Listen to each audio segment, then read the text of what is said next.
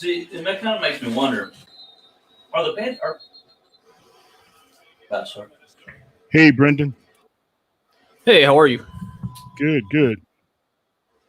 Looking sharp as ever.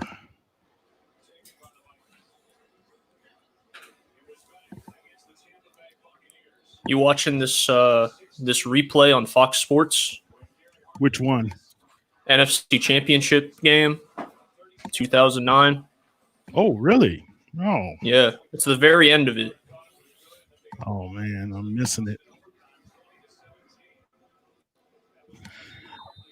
Oh, gosh. Everybody's excited. How you feel? It's an exciting time. Yeah, man. See what these guys are going to do.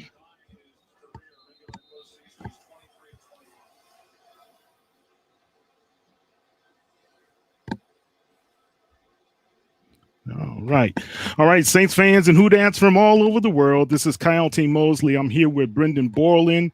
We will have Bob Rose, John Hendrix, as well as the rest of the crew into the studio pretty soon. So just sit back and relax. What we're going to do is to have a live vlog. And let's see, add Carla. How you doing, Dr. Antoine? Can't you hear? Let's see. She's muted. Wait, let me. There you go. Okay. How you doing? I'm doing good. Let me get the volume up a bit. 1 second. All right. Can you guys hear me? Yeah, loud and clear. Got you good. Cool. You guys, I was ready, but I can't see it in my. I don't know if you can see this. That's the actual news article when we won the Super Bowl. Yeah. Yeah. How you doing, John? Hey guys, how's it going? Good. Yeah. Good. Going good. Sorry, I was cutting it close here, so. Hey, no worries, man. No worries. We got a long time. Trust me. Yeah, I know, and I still got a ton of stuff I'm working on, so it's to be a nice little monitoring game tonight. Let me put it that way. So. Exactly. Matter of fact, well, Saint fans and everybody on the channel, we're going to have a live blog going on throughout the whole draft process.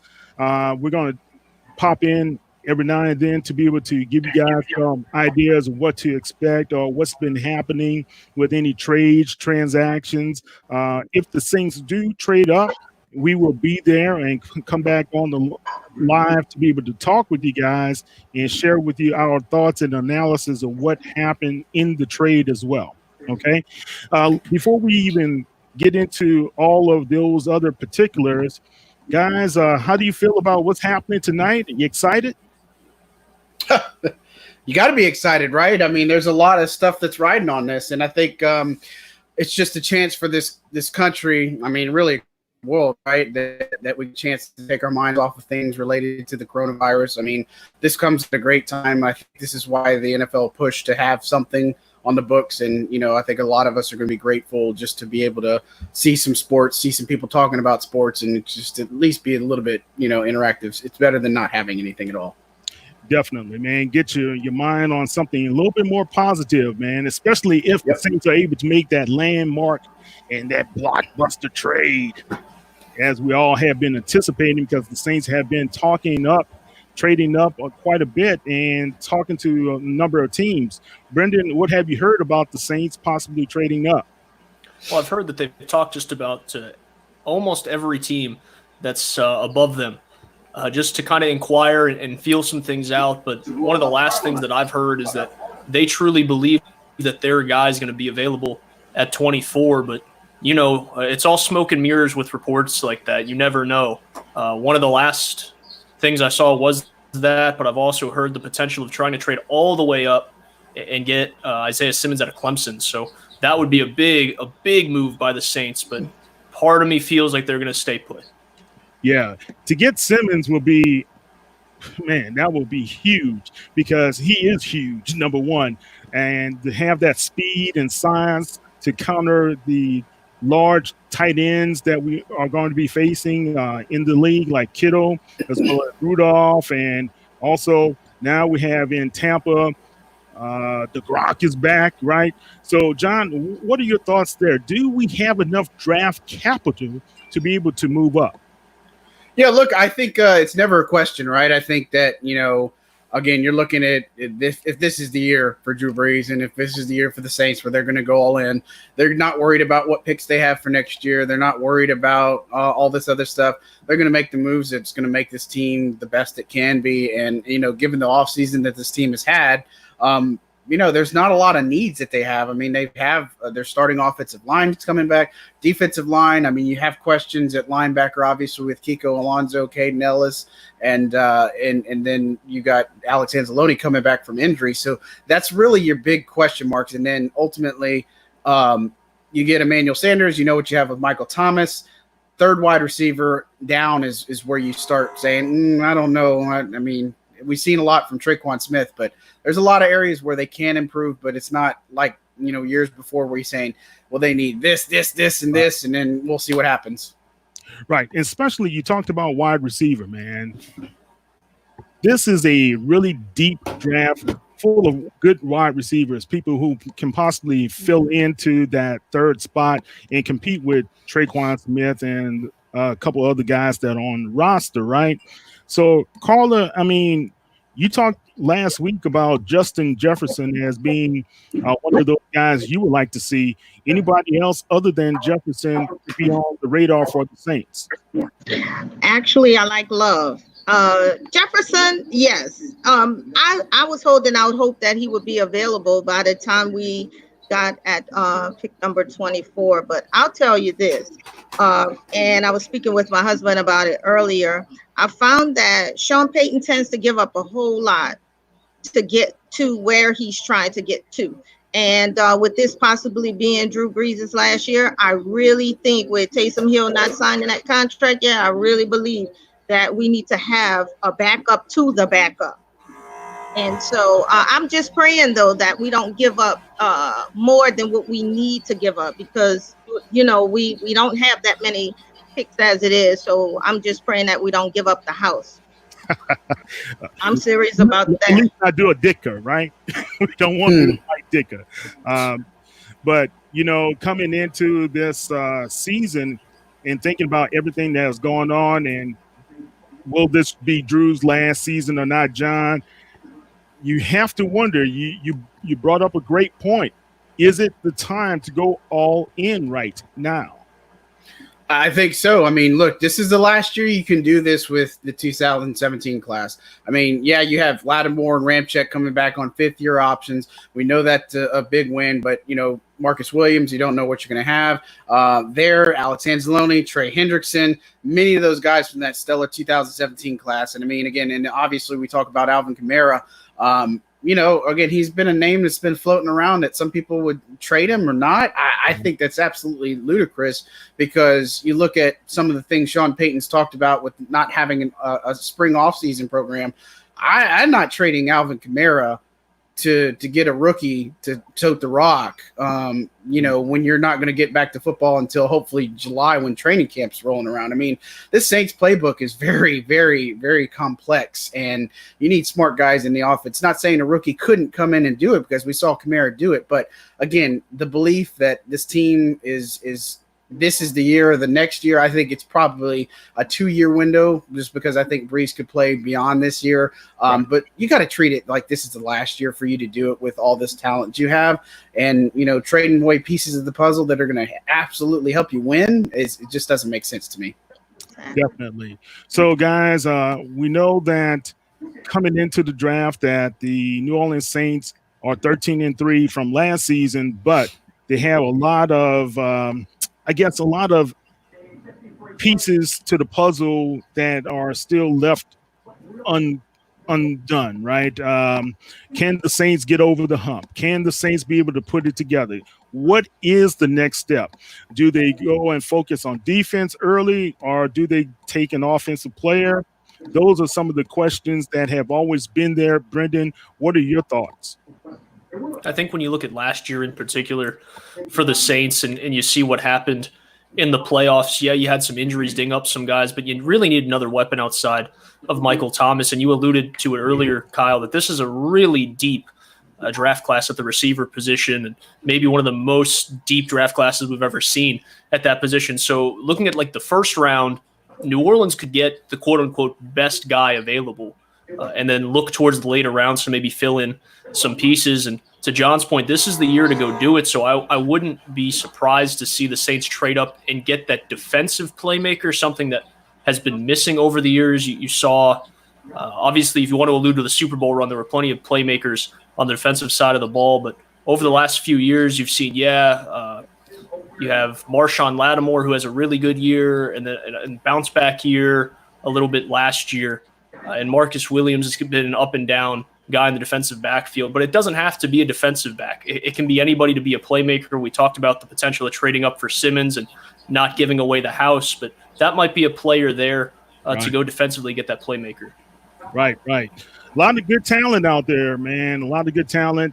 So what we're going to do, guys, we're going to kind of take some time, let the draft start, and you can go to si.com/Saints, and we'll have our live blog going on. But what I will do for you, the fans, I will have that here on the screen for every pick, analysis after the pick as well, so you guys can be able to read it firsthand and get your thoughts rolling, because sometimes I know Todd McShay is out because he has COVID-19 now. I hope he gets well. But everybody doesn't like to listen to Mel Kiper, man. But I love Mel. But I just think we got some good information that we're going to provide for you. And it's going to be a great night in the Who Dat Nation. Any last words, John and Carla, before we sign off and start getting everything rocking and rolling for the fans? I'm just really excited on tonight. You've been writing all season long about how we need help with the offense, and I'm just hoping that on tonight is a monumental moment. Another thing that my husband was discussing with me earlier today is the fact that, we've been averaging 28 points for the last, 4 years, and get right to the playoffs and just choke. And so it's time to get Thomas some help. I truly believe that. But at the same time, I think we should go all in, but at the same time, not give up the whole house like we did for Kamara. Okay. All right. Any last tidbits, John? Anything you've heard? Any rumblings, rumors, gossip?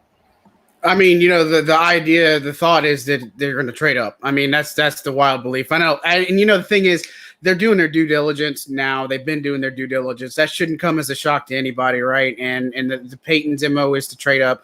You shouldn't see them trade back. There's a lot of hot names that are floating around there right now. I think still I have to hold firm that saying, hey, that it's got to be a wide receiver, a linebacker. I've seen running backs. I've seen offensive linemen get thrown out in the equation. I mean, you wouldn't trade for an offensive lineman unless you're trying to deal Larry Warford or something along that lines, which, I mean, I don't think it's just not a possibility, but man, y'all, it's an exciting time. So, there's a lot that goes into this. It's just going to be exciting just to tune in, and, we'll see what happens. But ultimately, I think this team is going to pick at 24, but they'll try to get in that 16 to 20 range, try to trade up. That's where you'll see it. Okay. All right, guys. We will be back for more coverage of the NFL draft with John Hendrix, Bob Rose, Brendan Boylan, Carla Antoine, and myself, Kyle Mosley. So you guys hang in there, and we'll have more information coming to you within the next few minutes. Take care. All right, guys.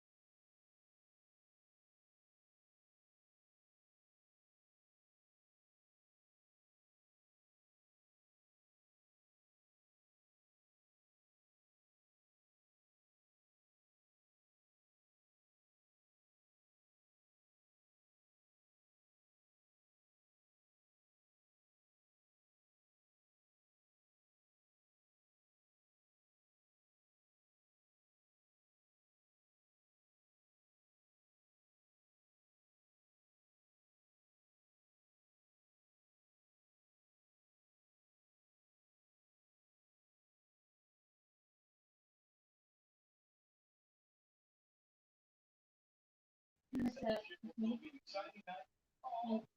not comfortable.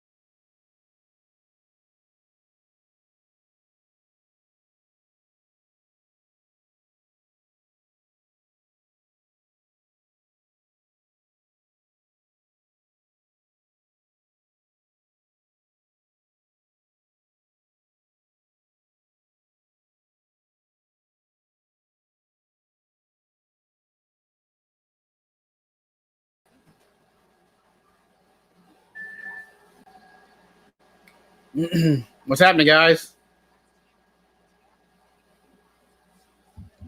Here right now. I think I was on the second hour, right? I just had it up. Okay, you good. John, what's going on, bud? Not too much. Just draft is coming up, and I got a TV. I got a computer over here. I got my iPad. I'm ready. I'm ready to go, man. Okay. All right. Look, in the meantime, I've been stuffing my face. Any news about what's going on out there? Any rumors, rumblings, anything? Not too much. I mean, again, the fact is the Saints obviously might look at trading up, if anything. That's really been the big thing, and they've already talked to teams and asked a little bit about what they're asking for. I mean, that's nothing new, and I think with the way this draft has transpired and how it's been remotely used and stuff now, that's not really a shock. So, okay, cool. All right, man. Saints fans and Hoodats from all over the world. This is Saints News Network's War Room. We are going to give you guys a little breakdown of some of the players and prospects, as well as some of the choices the team was going to make, not only today, but next couple of days as well. We won't have a full cycle on tomorrow, but we will have like a wrap up toward the end of the draft on tomorrow night. All right, John, if the guys did not hear us the first hour, give us a little bit of your perspective on what to expect for the team as far as the prospects, what they should expect as far as should they go linebacker, should they go wide receiver. There's been a debate out there in Twitter land and Facebook land about who do they take.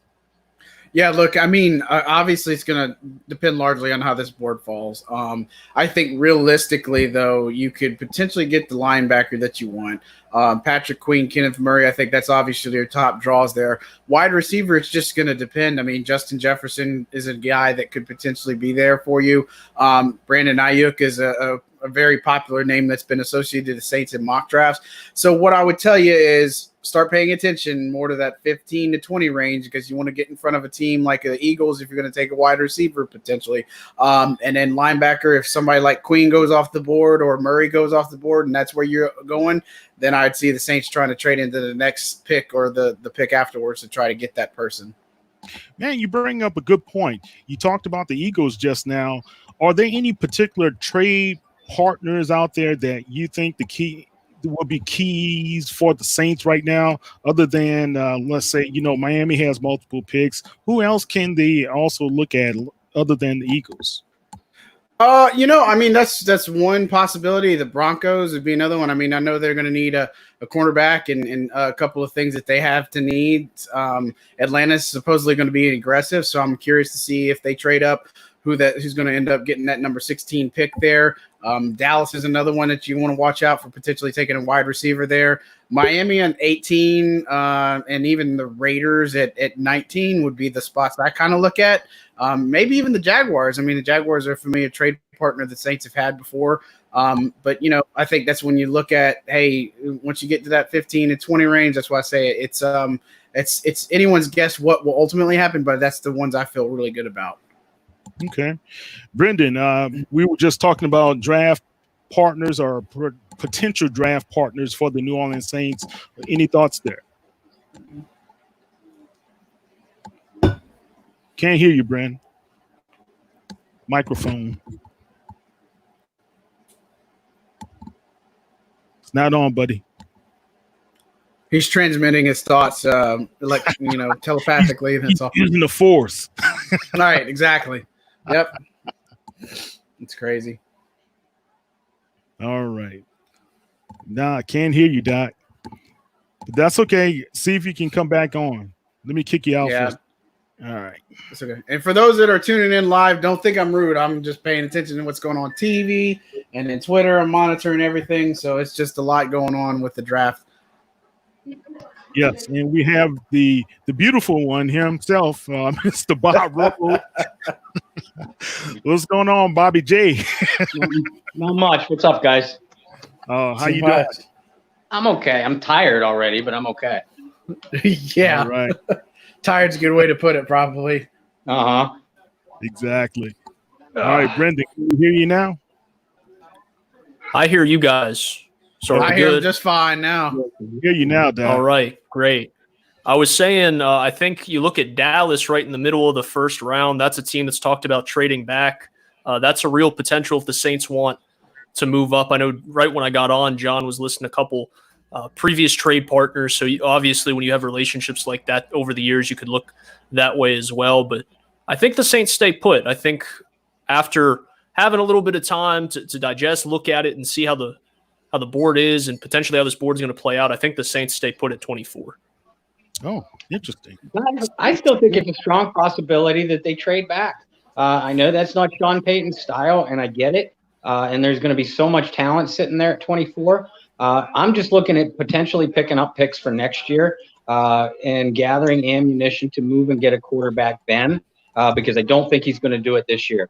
I can't see him trading past the first 5 or 7 picks of that second round, but I can honestly see it.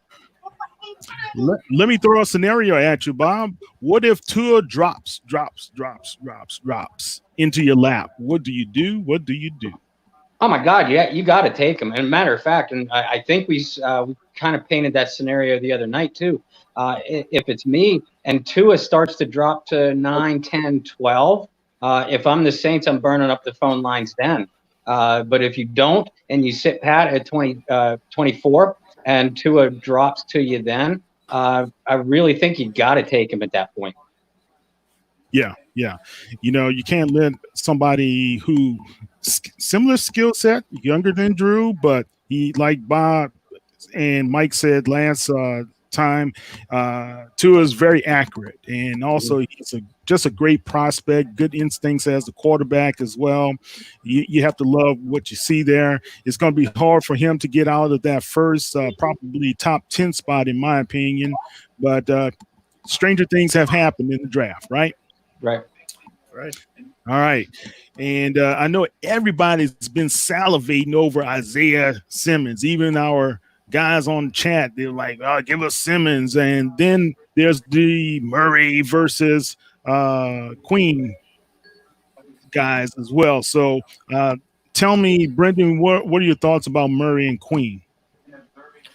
Well, I think when it comes down to it, the Saints are in real need of a cover corner, a guy that they can keep on the field all 3 downs. And I think Queen is the better of the two. He's very athletic. When we were talking earlier in the week, a lot of comparisons to Debo Jones, the former LSU Tiger, who's just an uber athletic kid. Unfortunately, in the NFC South, and Drew Brees has to take him on twice a year. But I think Queen's got to be the pick if you're looking at those two, and they're both on the board. I personally don't think Murray's going to be on the board at 24, but I think there's a strong possibility that Patrick Queen is there. And if that's the Saints guy, obviously there's a good chance that they trade up a couple of spots and try to secure him as well. Okay. Now, let me throw this question out at you, John. Do you trust Jerry Jones being alone at home? Didn't see that coming. In the context of what exactly are we talking about? Yeah, you know, I was reading a report actually. It says he wants to be left alone by a scout, so that needs to. I mean, look, you guys, Kyle, you know, and Bob, you know as well, and I'm sure Brendan. But if you've known how the Cowboys operate ever since Jerry Jones has taken over that Cowboys franchise, it's Jerry's team. Let's not be confused here. So he's going to be the one that pretty much makes the picking, despite what they say that, you know, Mike McCarthy's going to have some more say so or control over the team. I mean, it's going to be Jerry's pick, and he's going to take the guy he wants and feels that's going to be the best for them. But, you know, I'm sure he'll listen to some trade offers, but it'll be interesting. I'm just curious to see who's the first team that's going to have some technical issues tonight, and you know, the chance of maybe somebody getting hacked or anything like that. That could probably happen to somebody like Jerry. Now, that would be interesting. Someone got hacked in the middle of the NFL draft. And, you know, maybe John Gruden can say that happened to him. You know, he had the screen turned the wrong way and everything. So somebody's going to – I'll tell you what, they're going to cut to one of their coaches or somebody's house, and they're going to tip off all their board and their picks. That's definitely going to happen. Man, that would be Right, right. All right. So the first pick, man, it should be coming up pretty soon. Those guys at the Bengals will be on the board or on the clock, so to speak. Who do they take? I don't know, Brendan. What players? Oh are man, who do they take? Tough. I actually had a conversation with my college roommate about that with the Bengals, my former college roommate, and he said honestly, if it was him, he felt like it would be better to get Chase Young, and that was where we disagreed a little bit. I know that the pick's going to be Joe Burrow, but he said, they're not in line to sit and have a quarterback right now. They don't have a lot of pieces around him. It would be a real struggle for a couple of years, but maybe if you bolster the defense. So it was an interesting argument. I don't necessarily agree with him, but I guess that's why I'm in the analyst chair and he's at home watching, right?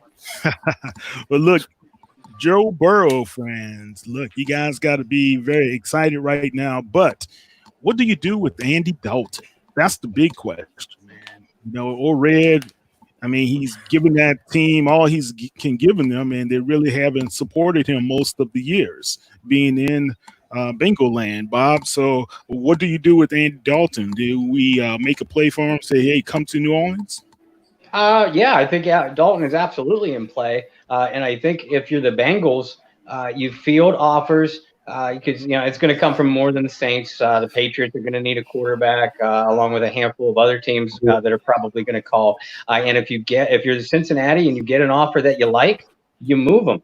If you don't, you have a nice veteran backup to kind of soften the blow for Burrow coming into the league. Now you assume as the number 1 overall pick, he's going to be your immediate starter. But Dalton, Dalton can kind of bring him along slowly. And I'll paint a scenario for you too. Drew Brees, along with a handful of other quarterbacks, went down last year. Some of them missing a significant amount of time. If you're the Bengals and you don't get an offer that you like to trade Andy Dalton now, again, if I'm them, I hold on to him. And if a quarterback gets hurt in the preseason or early in the regular season, I've got Andy Dalton. I'm gonna move him at that time. Interesting. All right, guys. How are we looking on the clock there, John? Well, they're still doing all their craziness. I mean, I'm tuned into ABC personally, so ABC, ESPN. So from what I understand about the pick with Burrow, is the Bengals are pretty much already convinced that's who they're taking. They're ready to turn it in, but the league's going to kind of milk this out a little bit. So that's the unfortunate part of the draft is 15 minutes apiece. I mean, we'll see. But, Yeah. See. What's interesting this year because of everything, the virtual draft, the guys are missing out on that opportunity to walk on the stage and, dap it up with Goodell and take the photos and have the interviews and everything to that nature. It feels like they're a little deprived of all of that. I'm interested to see how some of these guys who are first round draft picks, how they actually will celebrate virtually. That should be pretty fun stuff, man. Okay, let's go on to the next major pick. Suspected by most people will be the Washington Redskins to choose Chase Young, right? I heard a couple of guys have been trying to move up to get Young, and Falcons are one of them. I know, and that's who I'm talking about right now. Do you think the Falcons do it? I don't think they have enough firepower personally to get in that space. And I mean, if you're Washington, you got Ron Rivera there, right? And I mean, Ron Rivera knows the Atlanta Falcons franchise, so if he's going to trade with them, he's going to fleece them. I'll just put it that way. But I don't see the Falcons having enough ammo to trade into number 2. That's just beyond me. Okay, all right. So we got the Atlanta Falcons and the Bucks. In this particular time, they got Brady, they got Gronk. What other pieces are those guys probably keying in? Being our NFC South competitors there, Brendan. I think they really have to look at the defensive side of the ball. I think you look at the offense and you say, well, with the receivers that they have in Evans and Godwin. You obviously have O.J. Howard, who may not be there long, but if you're able to find a way to use Howard and Gronk in the same system, very similar to what the Patriots did with a 2 tight end system over the years with Brady, that could be really dangerous. I think offensively, they're really well off. I think the defensive side of the ball is a different story. I think they have to go best available, whether that's defensive line, linebacker, defensive back in the first round, and we'll see what the Bucs do. But that might be the story of the Bucs season. If that defense can't really get on board, you have a lot of firepower in the NFC South. Yeah, definitely. And we have Mr. Brady and Gronk with their reunion. I don't think that's going to be too much of a problem for the Saints, do you? No, I don't either. I will disagree with Brendan a little bit. I think that Bruce Arians and Tom Brady probably had extensive conversations before this move took place, and I can see the Tampa Bay Buccaneers going offensive line. That offensive line really struggled. You could see the first running back come off of the board with Tampa Bay too, because they don't have a lot. I like Ronald Jones, but he's not the type of back that Brady usually likes. You're right, Brendan. Tampa Bay needs a lot of help on defense, particularly in the secondary. So you would think, just looking at the roster the way it's constructed, that it would be a nice place for a cornerback or a safety, a defensive playmaker back there. But unless there's a run on offensive linemen before Tampa Bay gets to grab the top 1 or 2 off of the board, I think that's the move for them. All right. What about Carolina, John? Carolina has picked up and taken our good Teddy Bridgewater away from us and picked up some pretty nice pieces in the offseason. They have gone Temple U, so to speak, with some of the guys that he's acquired, and Joe Brady's there as the offensive coordinator. What are your thoughts about their needs at this time? I think it's all over the board. I mean, I think you look at how much they've lost. Right? Greg Olson, Luke Kuechly retires. If there's a team that was going to take Isaiah Simmons, that would be the team that I probably look at taking is Carolina. I could see them go totally defense because, I mean, they're just got to keep pace. It's rebuilding. Okuda could be a realistic target there. Derek Brown, defensive tackle for Auburn, would be a guy I'd look at. I'd really be surprised. I mean, they need offensive line help, so I could also see Wirfs or Will, from Alabama. So it'll be interesting to see there. But for me, I think it's got to be defense. Really? Okay. Well, we are going to see how everything plays out pretty soon. Some of the Bengals are on the clock. On the clock. All right. So Bengals are on the clock. We got some comments here from fans. We got somebody from Munich, Germany. What's up, Rainer? Any questions? He's just saying who that. All right. That's cool. Right. Question. I'd be curious. What time is it in Germany? It's got to be either super late or very early. Yeah. I think it's almost 10 hours ahead. All right, guys. Crazy. So the Bengals are on the clock, and we all know pretty much who they will select. Unless they bangle it up. Yeah. Who they? Yeah. Who they? Yeah. I know you guys are seeing these animations on TV right now. If you're watching the ESPN broadcast, very goofy. I am watching the NFL broadcast. We got draft-a-thon going on. All right, guys. Hey, Carla, how you doing? Doing great. How are you guys? All right. So, Carla and Brendan, you guys did a great job putting together a lot of our draft videos. Anything special that's, compiling all the videos, being what you guys are doing? What do you guys like? Any dark horses, any special players out there yourself? You go first, Brendan. Oh, man. Well, first, I have to thank Carla. Just between the two of us, we've done so many videos in preparation for today and tomorrow. I actually ran out of space on my hard drive on my laptop, so they all had to be thrown into like Dropbox and onto Google Drive. So there's a lot of videos waiting, and hopefully tonight we're able to use one or two here the next couple of days just to show you guys who got picked. But there's a couple different guys that I think are really unique and really special. We talked about the linebackers a little bit earlier. Kyle and Murray in Oklahoma, he's got a really, really awesome story with his parents and helping them out as they have 3 adopted kids with special needs, and he takes a lot of pride in the community and helping out with his families and things like that. And just being able to learn a little bit about these players outside of football and doing these videos has been a lot of fun. Yeah, and that's the unique thing. I know, John, we listened to Mickey Loomis on yesterday talk a little bit about how it was not the same being able to get to know the players, having those players face to face and talking with those guys. When you had a situation like Becton to come up where and Mike Detillier talked about this as well, knowing that you're going into the NFL draft, but still you test positive ahead of the draft. Are there any guys that are kind of questionable when it comes to some of the things that they have done just recently that the Saints may stay away from because of this?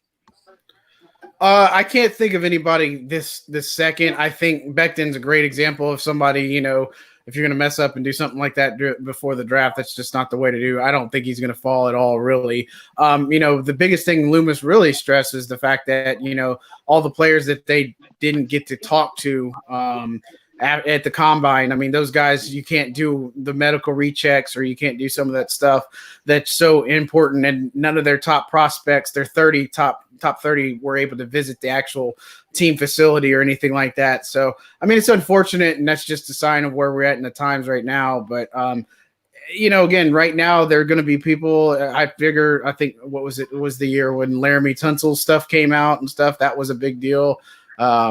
Just a couple of different ones like that. It's just it's unfortunate when stuff like that happens, but I hadn't seen anything crazy that they might be linked to that a prospect's like, oh my goodness, this is crazy. Yeah. And think about it. This has been a unique year where you haven't heard too many character issues, Bob, right?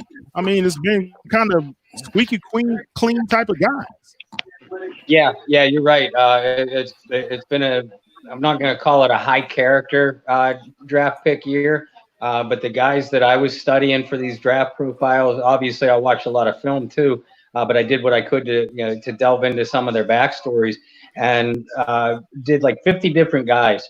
And the only person that I can come up with off the top of my head that even popped up as potential character concerns was Arnett, the cornerback from Ohio State. But even then, his assistant coaches have raved about his maturity and leadership qualities over the last 2 years. Other than that, the other guys that I personally did research on, reading Mike Detillier's draft guide, nothing at all jumped out at me as far as character concerns. Okay. All right. So I'll let you guys kind of take the lead from here. Who would like to start us off, John? Yeah, so I'll tell you, we're watching right now with Joe Burrow inside his family's home, and I'll tell you, I'm a huge LSU fan. This is a really awesome moment. I think a lot of LSU Tigers are going to get their name called tonight.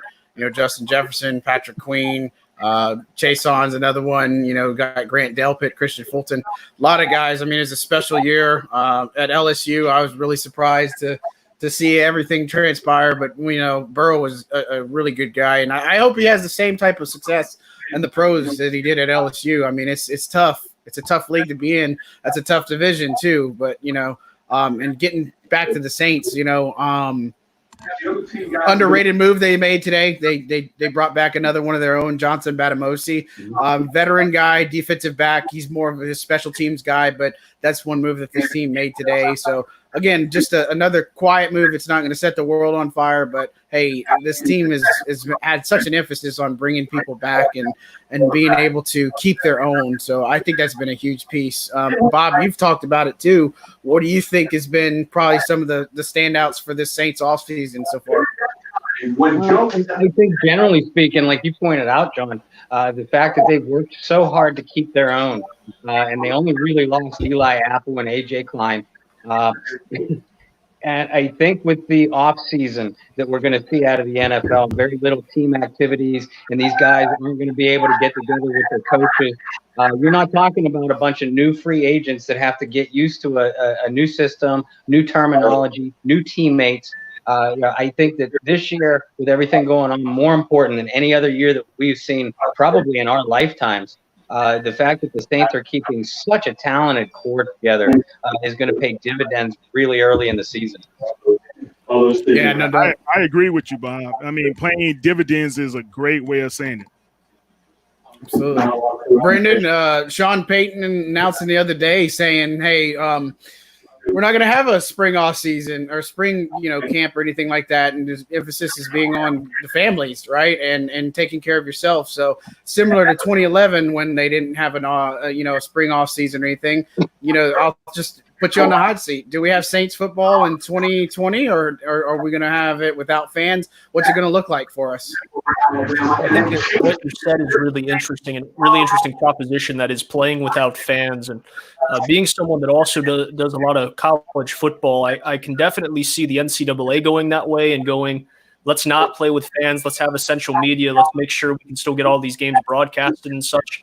And I think the NFL's really got to consider going in a similar route. And I only say that because you have to think about the amount of people inside of a building at one time. You talk about seeing a game inside the Superdome, and you're talking about 70,000 in one place. And we're trying to practice social distancing and not having more than 10 people together in a lot of the states that we're in. So you can't really go from 10 people to 70,000 really quick. Obviously, there's different phases that are in play throughout the whole thing. I think we're going to have football. I think the bigger question is, when can we expect to be able to attend these games again as fans and not just central media? And there you see Joe with and not only that, I question to see what the NFL's policy would be like letting it in. I mean, last year, with them doing the clear bag policy, this has been around for a while, but there's times I'm been up in the press box and it's almost game time, and this dome's virtually empty, if you will, right? So it's interesting because it's already a slow flow to get into the Superdome right now. So if they start doing any type of fever checks or anything like that, that's going to be a thing to really pay attention to. Carla, one question I wanted to ask you specifically. So you look back at the Saints offseason, you look back at the free agents they brought in with Malcolm Jenkins and Emmanuel Sanders. Obviously, those are the two biggest names. Who do you think's going to make more of the impact this season, and why? Well, you kind of have me at a loss for words on that one. What I will say is what I was looking at earlier as we were putting together all of the videos. That's one of the things that we were looking at as far as wide receivers and running backs. We were looking at how the Saints have already have an arsenal of running backs, arsenal of wide receivers, yet we still need more power.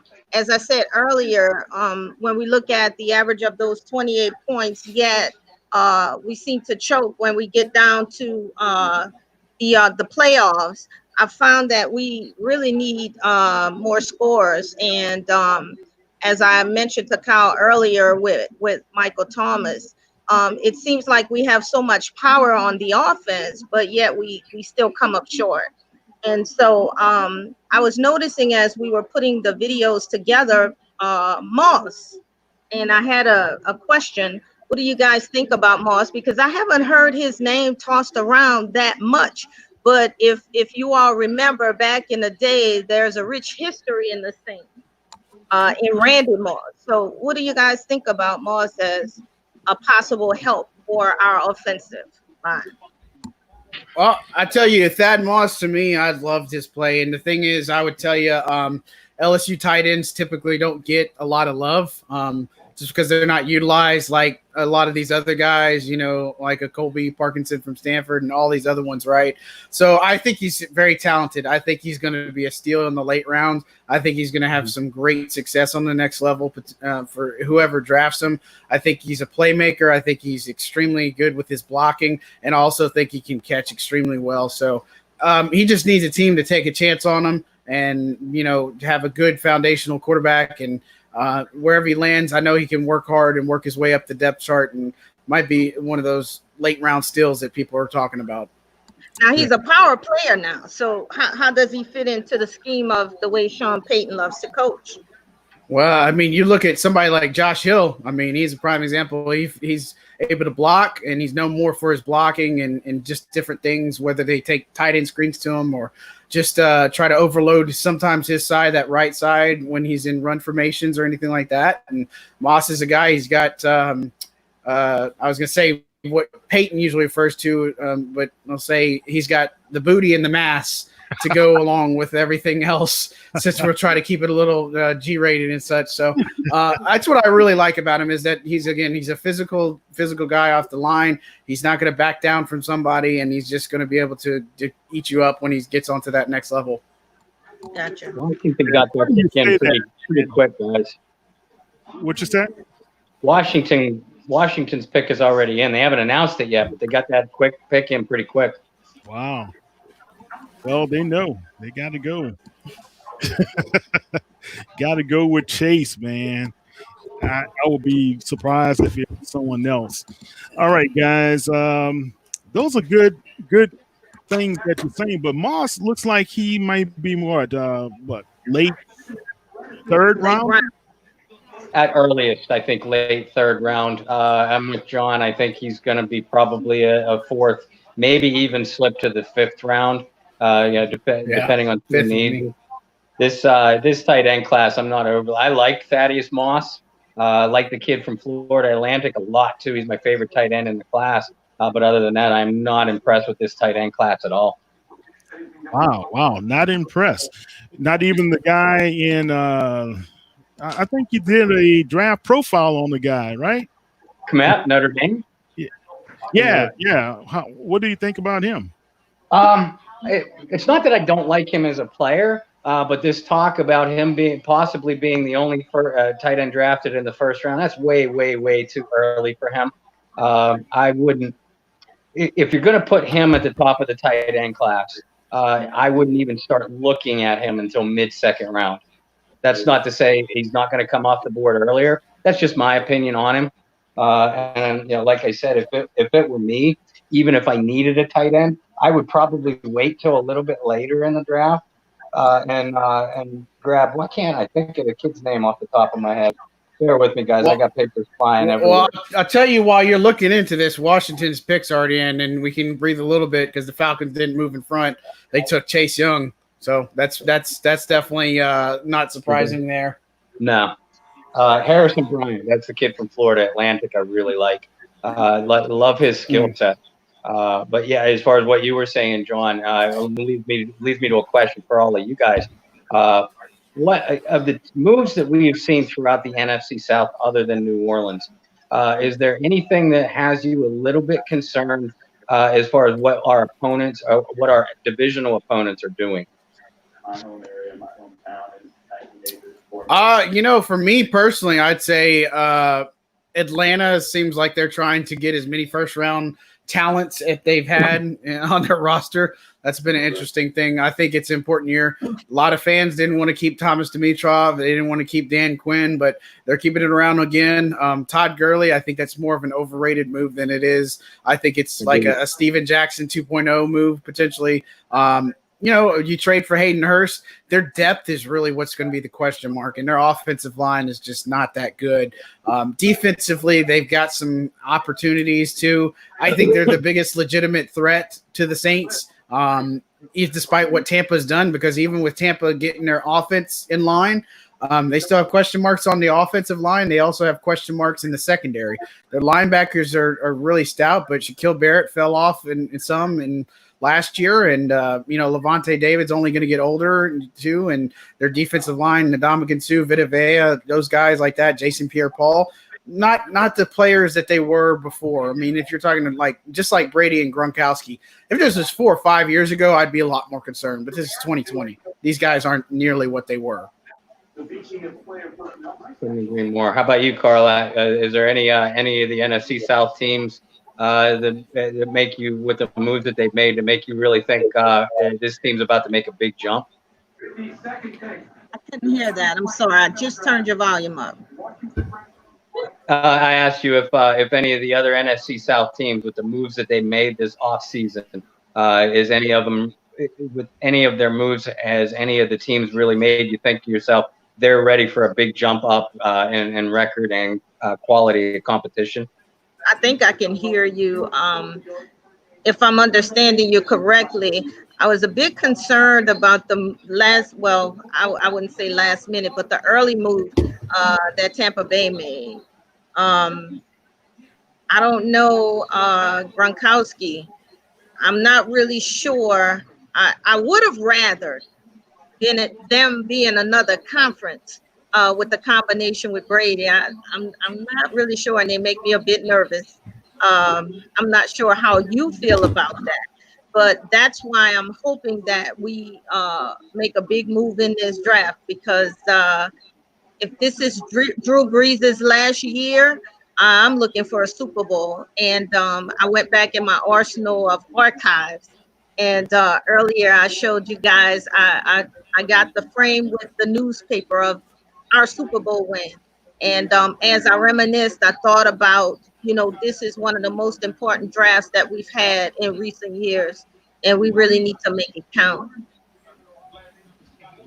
Brendan, is there any NFC South team that you're not? I'm going to stop short of saying worried about, but you think you see any of the other three teams ready to make a big jump in the standings?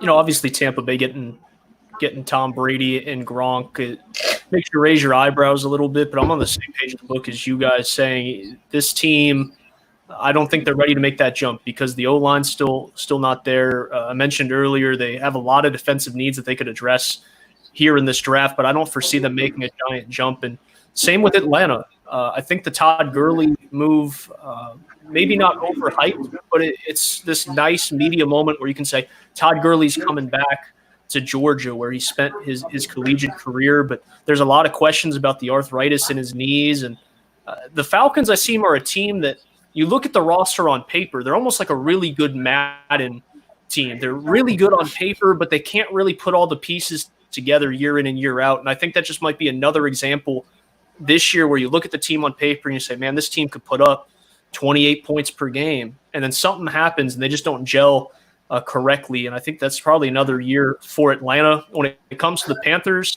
obviously getting Teddy Bridgewater is big for them. It was a big step to move on from Cam Newton. I know a lot of us here at the network are big fans of Teddy Bridgewater on and off the field, what he was able to do in the city of New Orleans while he was here. So great for Teddy Bridgewater, but there's still a lot of needs for that team as well. They upgraded at the receiver spot, maybe some things that were a little quiet, and you're able to take some pressure off of Christian McCaffrey, who just got a max contract or a really big contract. But there's still a lot of question marks defensively, and especially when you lose a team captain and a leader like Luke Kuechly, that's really hard to replace on the defensive side of the ball because he might have been the best linebacker in football over the last 5, 6, 7 years. Yeah, paying attention, switching gears, it looks like the Lions are making a pick. I thought that the Dolphins might have tried to get in front of them, maybe to make a pick up and trade up, but that's going to be an interesting pick there. Guys, if you're following along, if you got any Saints questions, feel free to drop them in the chat and stuff, and we'll be more than happy to answer a lot of those questions. I know we're going to be a while before we get to the Saints, hopefully, but I tell you, I think that 15 to 20 range is probably where we need to really start paying attention. Top 10 is probably going to go as much as we expect. Here, I think this is probably a prime spot for Okudah to go, potentially, or Brown. What do you think, Bob? I would say probably Okudah. He's hands down and I do like this cornerback class, but Jeff Okudah is hands down the best cover corner in the class. He's legitimately a top 5 prospect, and they just dealt away Darius Slay, so they're going to have to make a move to replace him. I think Okudah is a really solid plug and play guy, and he has the coverage abilities to literally match up with anybody, any receiver that Detroit goes up against. So like you, John, I was hearing a lot of rumors today that the Lions were looking to move down out of the 3 slot. But now that they've apparently made their pick, I think it's got to be Okudah. And it is Okudah. So yeah, definitely. That's a smart pick for them. So, I mean, it's not not a shocking one like what you just said with Slay. These fan reactions are hilarious, y'all. I'll see these Zoom calls. I'm just cracking up a little bit watching these. So, and fans, I know we thank you already for tuning in, but anybody that is tuned in, thank you so much for all the support that you've given us, all of us, and our work. You guys are what makes this worthwhile. And we are going to talk, obviously, mostly New Orleans Saints between the picks, but we're going to do our best to keep you updated as the picks or any potential trades throughout the league come in too. But like John and Kyle said before, you got any questions or comments for us, either individually or as a group, leave them in the chat.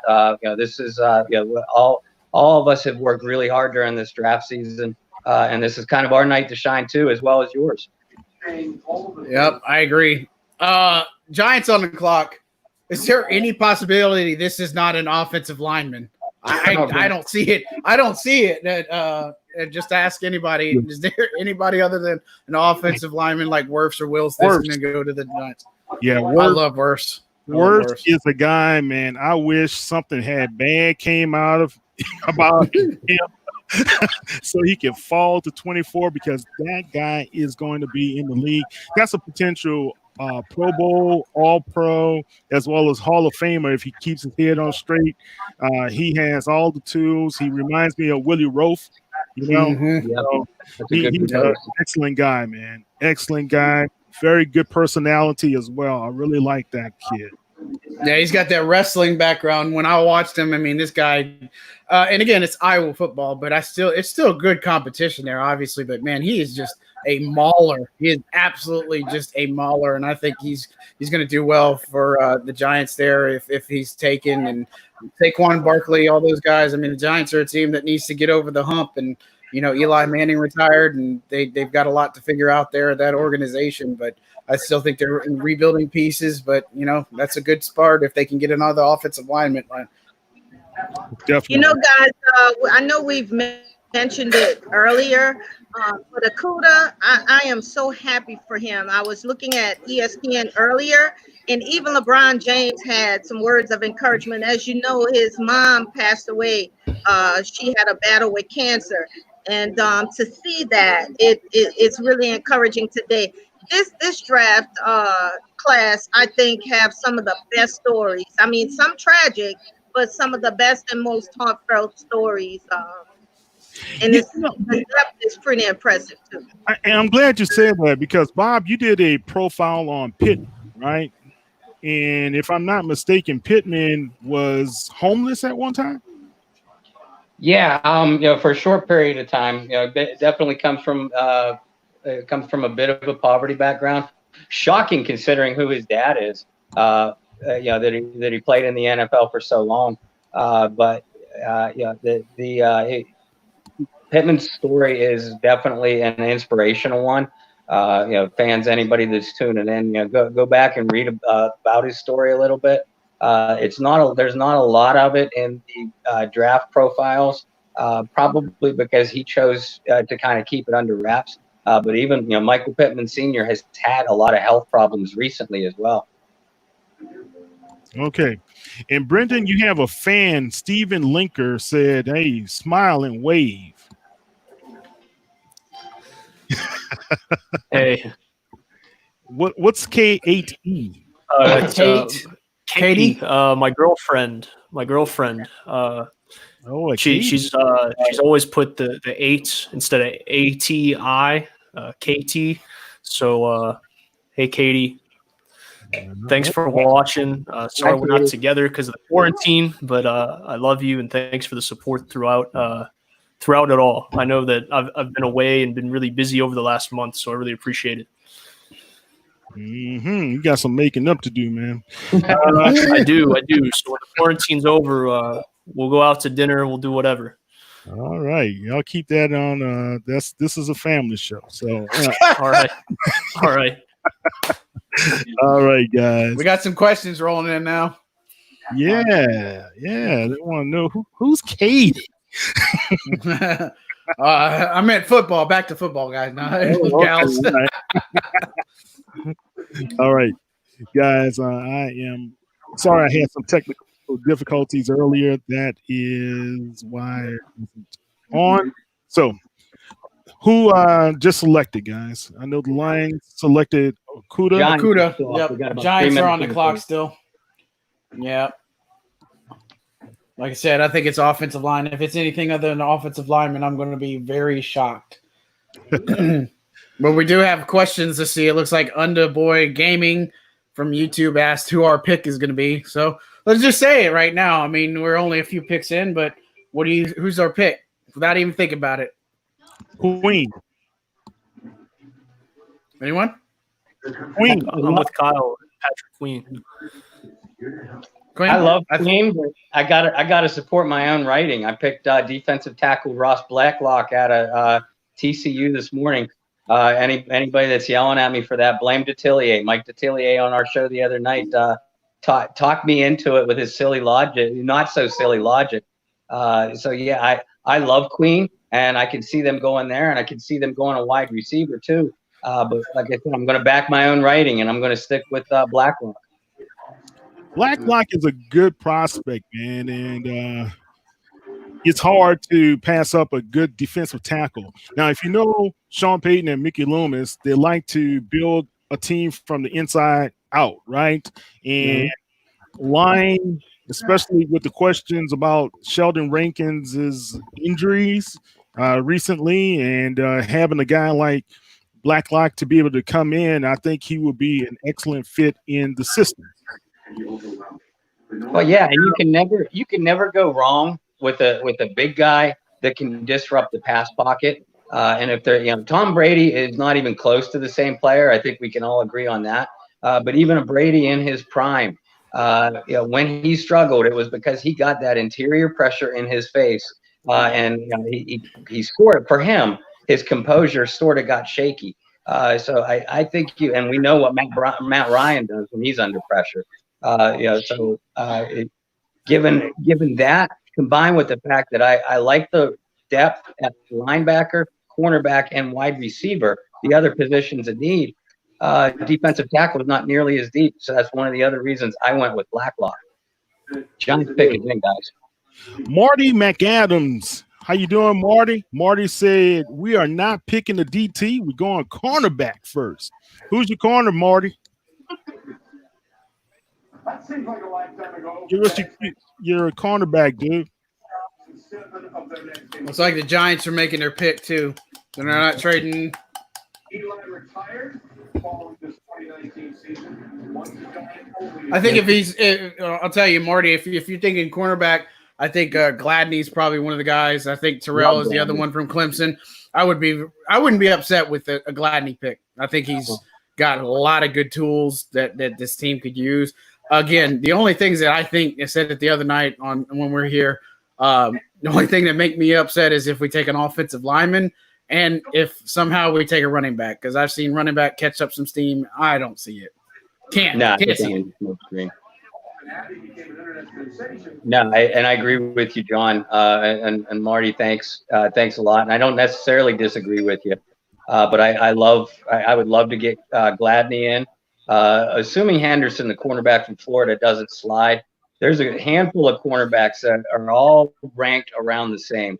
AJ from Clemson is a really good prospect as well. I liked Arnett from Ohio State, but I really like the tenacity and the man-to-man coverage skills of Gladney, also from TCU. Looks like Giants taking the offensive lineman, but it's not the ones we talked about. Who is it? It's Andrew Thomas. Andrew Thomas going to the Giants. That would be the pick. From Georgia. Yeah.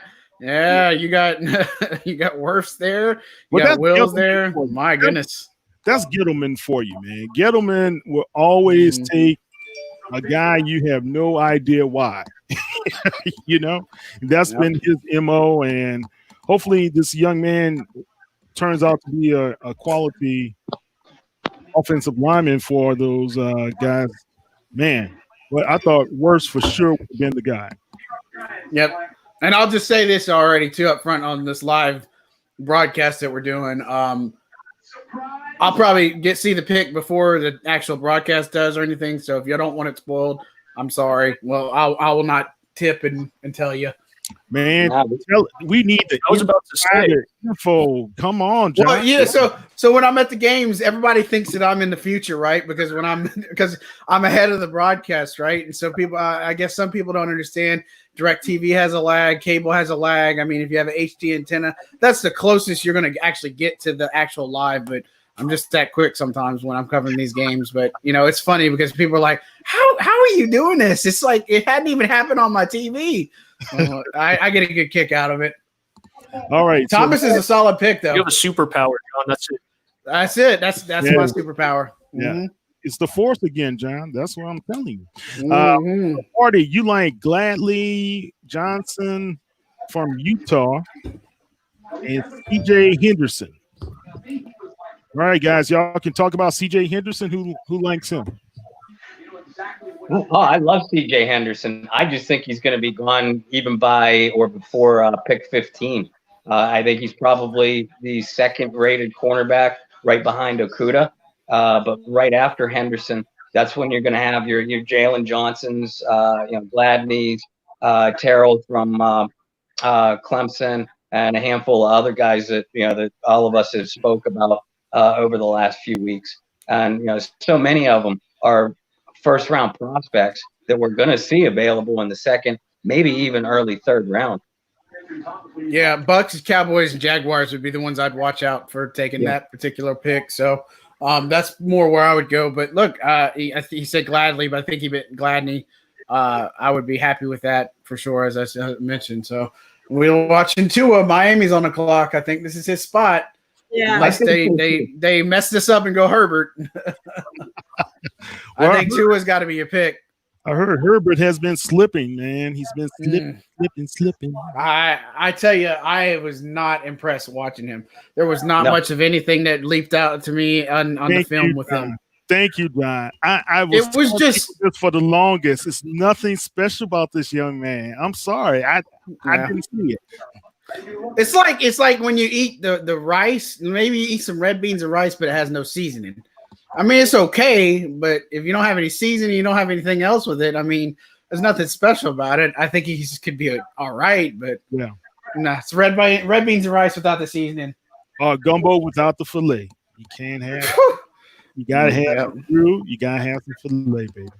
All right, Marty. I like you, man. Marty say love Gardner Johnson. Henderson will go early. He's a Saints fan and a Florida fan. All right. Well, I'll tell you, Marty, if you're a Florida fan, if they don't take a wide receiver in the first, I really like Van Jefferson in the third. I really like him in the third. I think we all like Van Jefferson.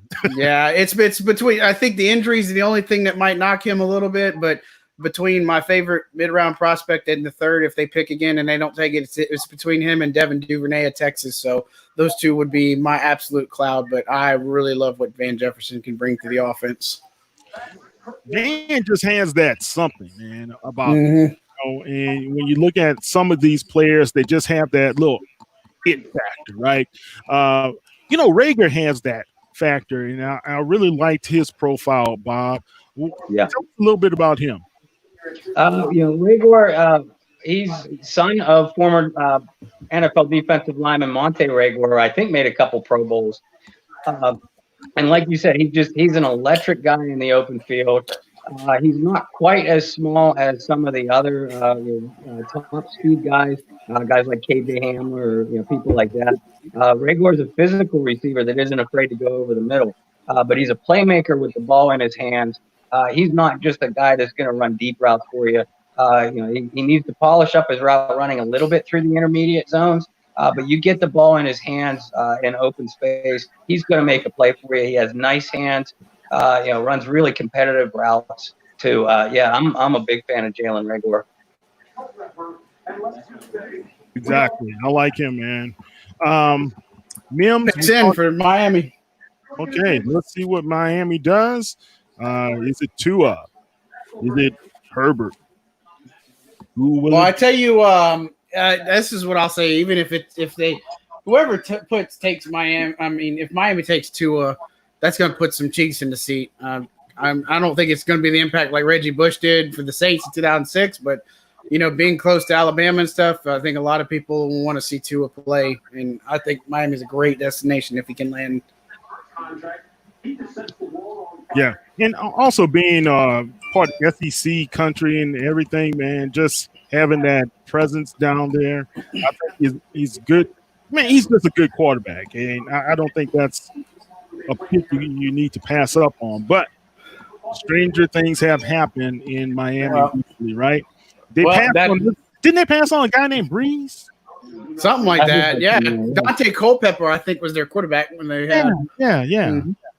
Guys and gals, that is the pick. It is Tua. All right, congratulations, young man. So I do have a question, and I asked this question before. And you don't think that we should be concerned about Tua being prone to injury? Evidently, Miami didn't worry about that or think about it. I think the medical checks and the medicals that came out gave him a good glowing vote of confidence. It's weird too, because you saw that with Jerry Jeudy come out the other day too about his knees, and that they had to basically put out that PR fire. It's going to be interesting to see, but I just remember what Mike said the other night, and he's talking about Tua and going up on stage, walking upstairs without effortlessly, and just like he doesn't have any problems with his range of motion. So I think it's a huge pick for them. I think he'll be a stud. And those lefty quarterbacks, right? Yes. Tricky. Tua. And he's going to be okay. He's going to be down in Miami. What a great place to be, Bob. Hanging out in Miami. I know you remember your old days down there. Look at some of the memories are a little bit fuzzy. And look at he's smiling, yo. Yeah, some of the memories are a little bit fuzzy, but the ones that come in, cannot be relayed on what we're trying to remain as a family show. But that actually segues to Tua is such a good kid too. He immediately took on a leadership role, even as a freshman. And Nick Saban cannot be an easy guy to play for. He stepped right in and earned the trust of Saban and those offensive coaches real quick. I'm with you guys. I think he's one heck of a prospect. He has terrific footwork, nice quick release. Carla, to your question, I do understand the injury concerns, but as long as he medically checks out, we're not. If this kind of injury happened to him 15, 20, 25 years ago, he probably wouldn't be drafted, and his career would be in serious jeopardy. But if medical checks him out, I mean, that's good enough. That'd be good enough for me. All right. I was checking out John Hendrix, man. You had that reusable straw, or what's going on? Yeah, it's like a squishy straw. My wife has this squishy straw thing. I don't know. It works, so that's all I can say. All right. Who's on the board, John? We've got the Chargers, who a lot of people thought were going to take Tua. Now it's interesting because they got Tyrod Taylor running things. Those jerseys are pretty fire that they came up with. They have like 6 different variations. It's crazy. I know. It's crazy to me. But yeah, that's I like team, man. I like theirs the most. They definitely won. Some of these other ones that came out, like the Falcons, look like an XFL variant that from like way in the past. Some of the Patriots, I mean, that almost reminded me of the Houston Roughnecks, Kyle. Some of it on there. I mean, I get it's their color rush, but that's kind of what it looks like to me. So, yeah. I mean, maybe one day, and that Rams logo is just hideous. I don't care what anybody says. What? The Falcons also look like Any Given Sunday. That's right. Arms those guys had, as well as the Adam Sandler movie. Yep. Longest Yard. Yeah, Longest Yard. Yeah. Mm-hmm. Yep. Then the Bucks, they got to bring back that creamsicle.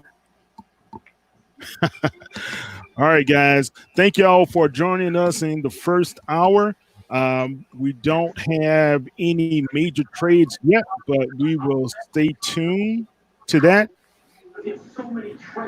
Marty, okay. Someone takes this. Marty says maybe a trade for Alvin Kamara. Love Kamara, but last season, that final year of his rookie contract, do you think the Saints would make a bold move and move Kamara? I don't. I don't. I think John alluded to it really early in the show is if this is your year, if this is the year you're going to go all in, this could potentially be Drew Brees' last year.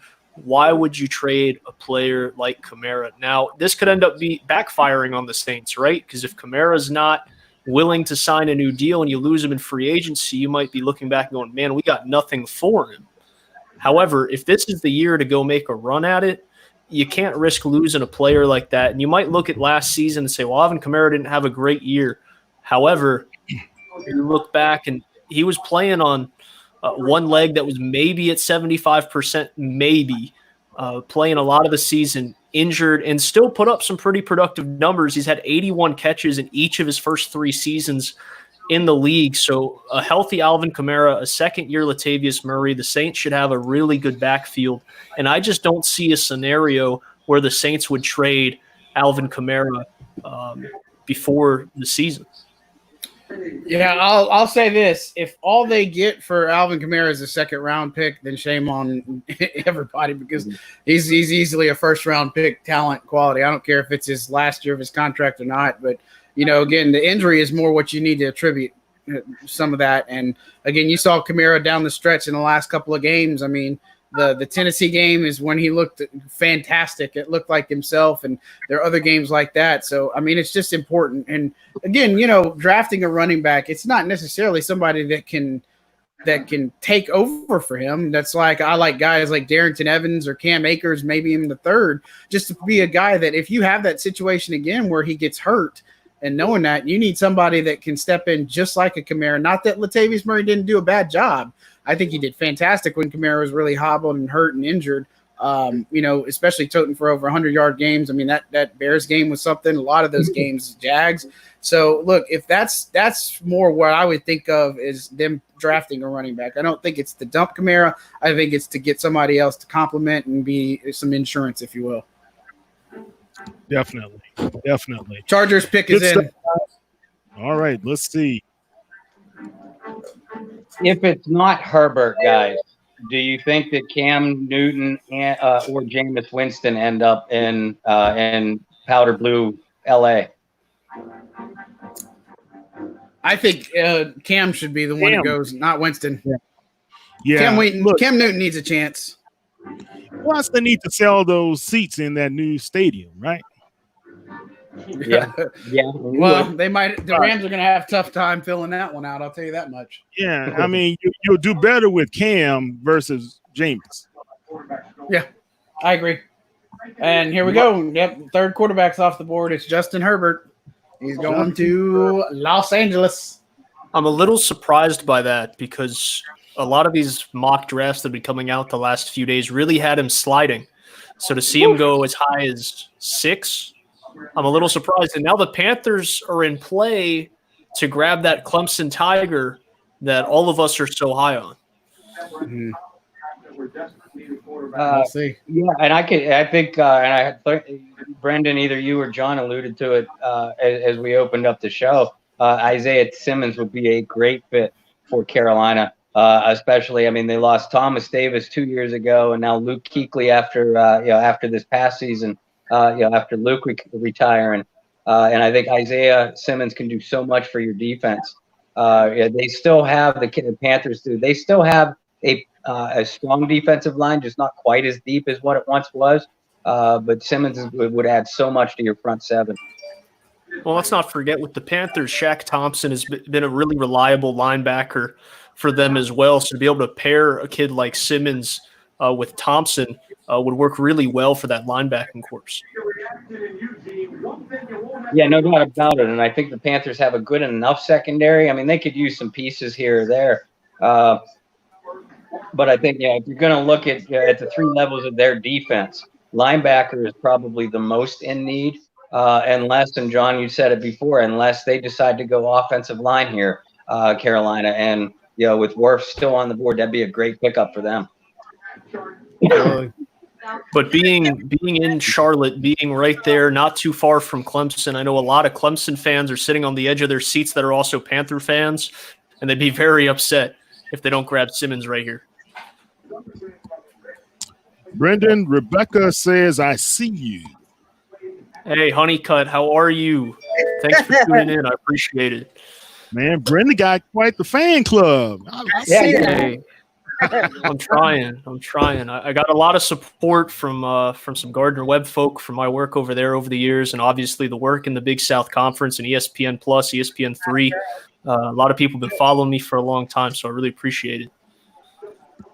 Yeah, Guys, we can appreciate we you go guys as back well. to Alvin Kamara just for a moment? I've been expressing concern about this for a couple of days now. It seems like everyone wants the Saints to make a big trade deal using Alvin Kamara.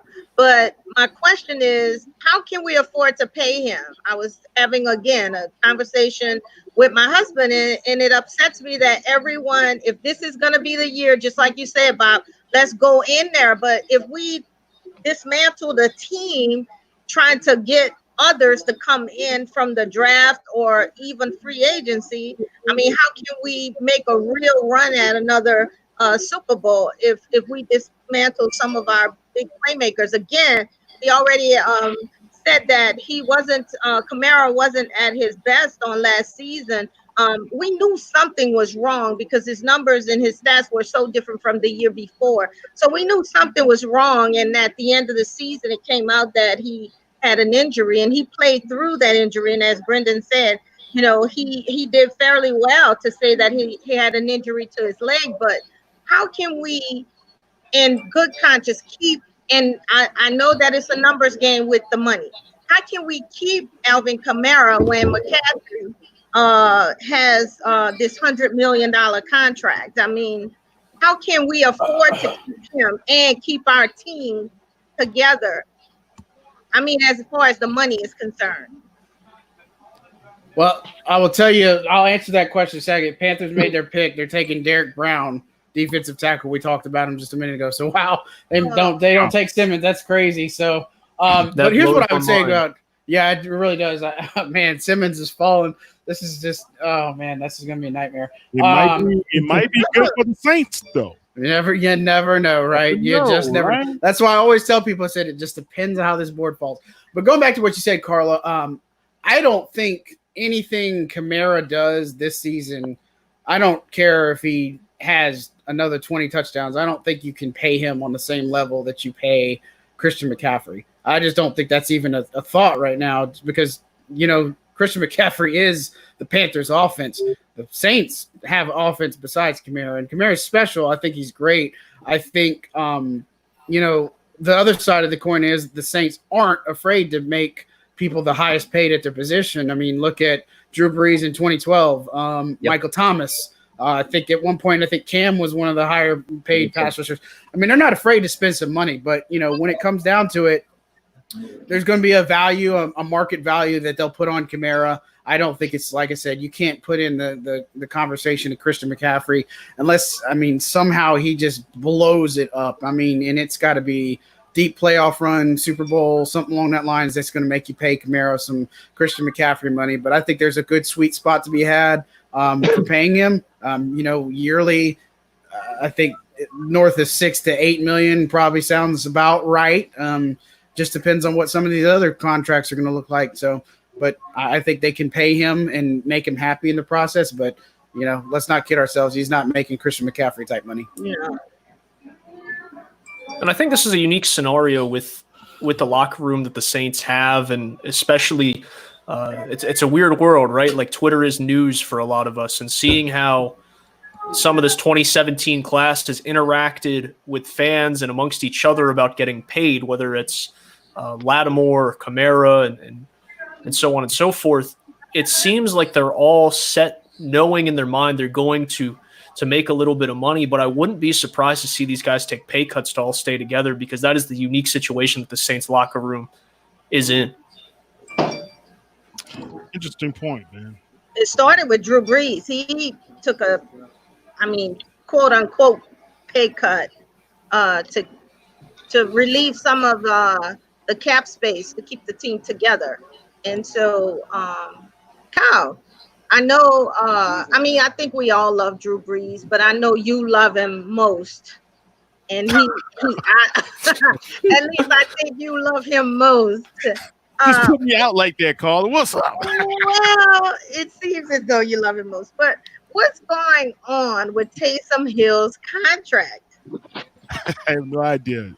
Carla, the only thing I can tell you is this, man. Taysom Hill, I wouldn't fret over if he signs now or later. It might be these guys are waiting after the draft to work out some sort of long-term deal with it. You know, so I think that's more of the case than we should be concerned. He's not going anywhere. No one offered him the first round tender, right? So to say Taysom Hill is going to sign or not going to sign, I just think it's a matter of time. Okay. With that being said, then where does love fall in? Do you really believe that we should even be considering another quarterback? You can always consider it. I don't know right now if this team is ready to be able to pick Love at the spot. You know, I think if Tua fell, yes, but I don't know. I think we have some other needs that should be addressed, like the linebacker or the wide receiver or even cornerback. You know, more than a quarterback. You know, Yeah, I could see it. I mean, the thing is, I wouldn't be upset about it. I think what would have to happen is your top wide receivers are off the board, and then you don't get Kenneth Murray, you don't get Patrick Queen. That's the scenario I could see, and that's what I was trying to explain to people. That's where you could potentially take Jordan Love, or as a guy like Gladney's going to be there for you. I mean, I think that's a realistic scenario that plays out, and again, I think if they trade up, I think it's that 15 to 20 range and try to get, one of the top receivers, or if a Ruggs is still there somehow, or a Judy even too. So I think that's my total pipe dream. But, again, another thing to watch here is once Queen goes off the board, if the Saints feel like the linebacker's in play, they got to have to make a trade up and try to get Murray within the next pick or two. And guys, look what's happening already. You have some teams that needed certain people, in our opinion, like Simmons would have been great for Carolina, would have been great for the Lions. But these guys decided to go a different route. So you don't know what the general managers as well as the personnel guys are going to really focus on getting ahead of us right now.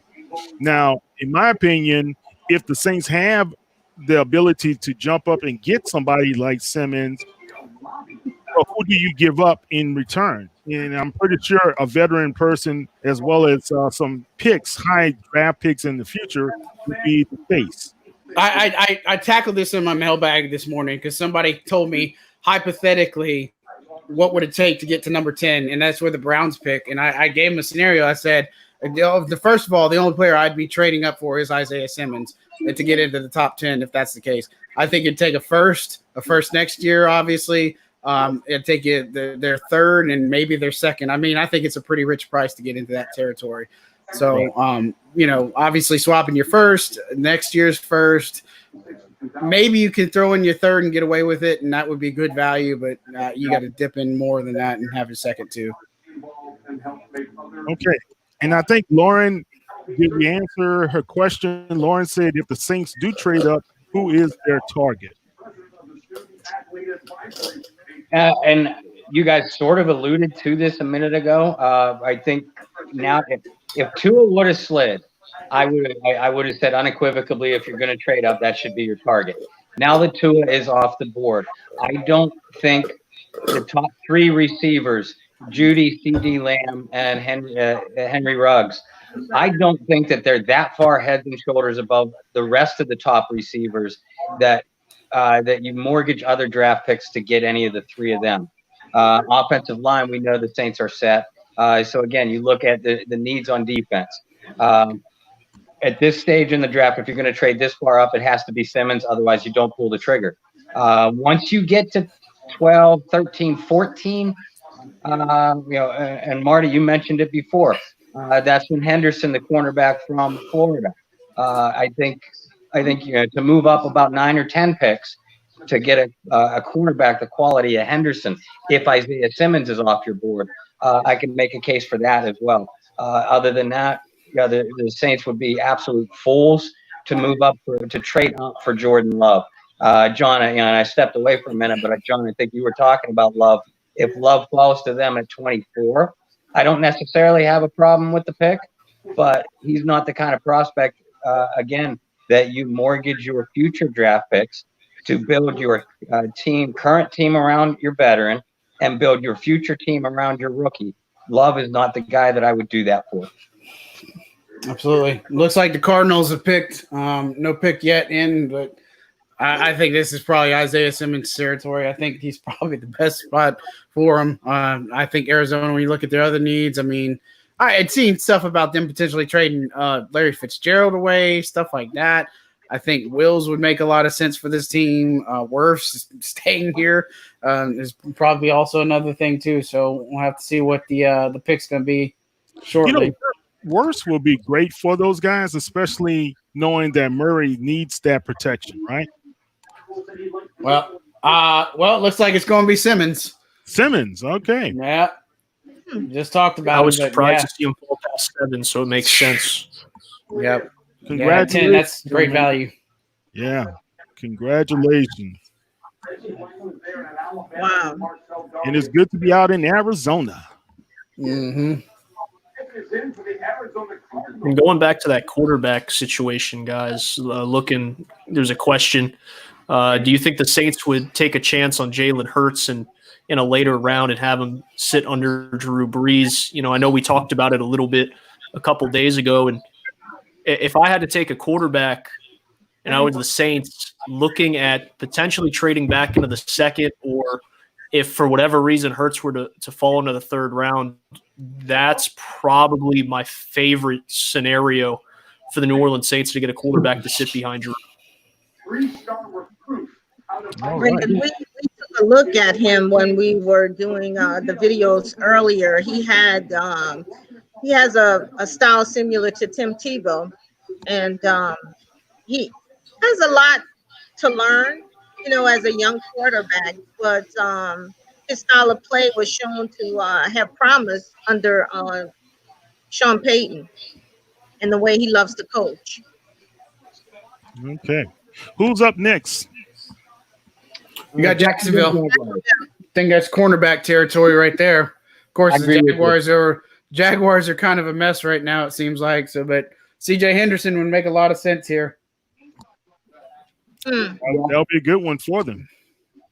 Yeah, and they've always liked Florida kids in the draft. The Jaguars have too. Exactly. So it makes so much sense here. I wouldn't be surprised if a trade happens too. So we'll see. Could be our first trade territory. We'll see what happens. All right, guys. I tell you what, we can take a little break.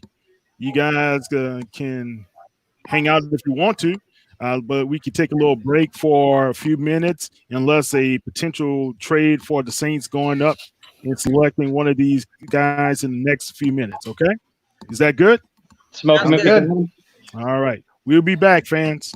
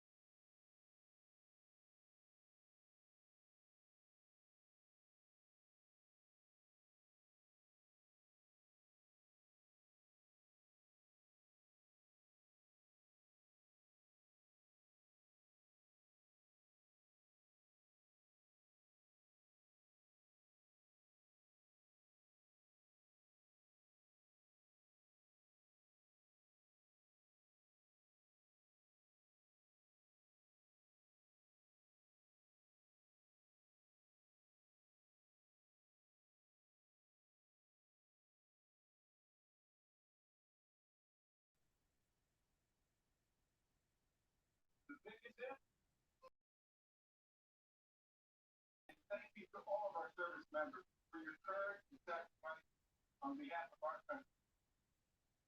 The San Francisco 49ers have traded the 13th pick to the Tampa Bay Buccaneers.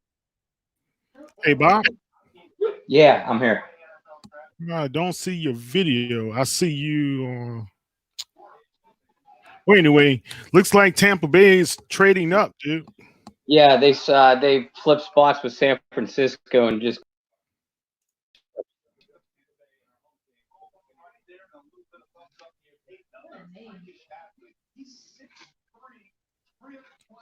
Hey, Carla. So that's a Tom Brady pick, no doubt.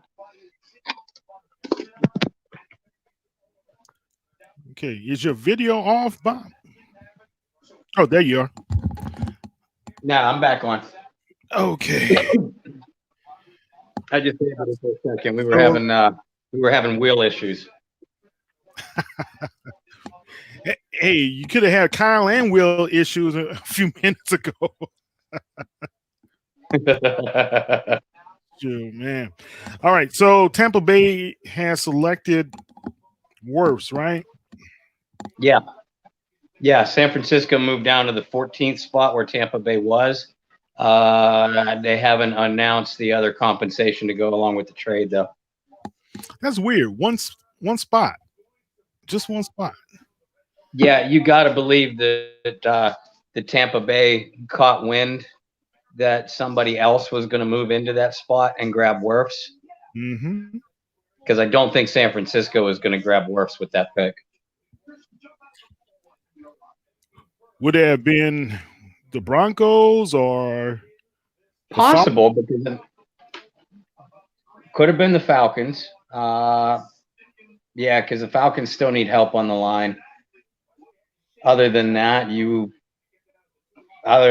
only team through the rest of the first round that I could see it possibly being would be someone like Green Bay making a big leap up.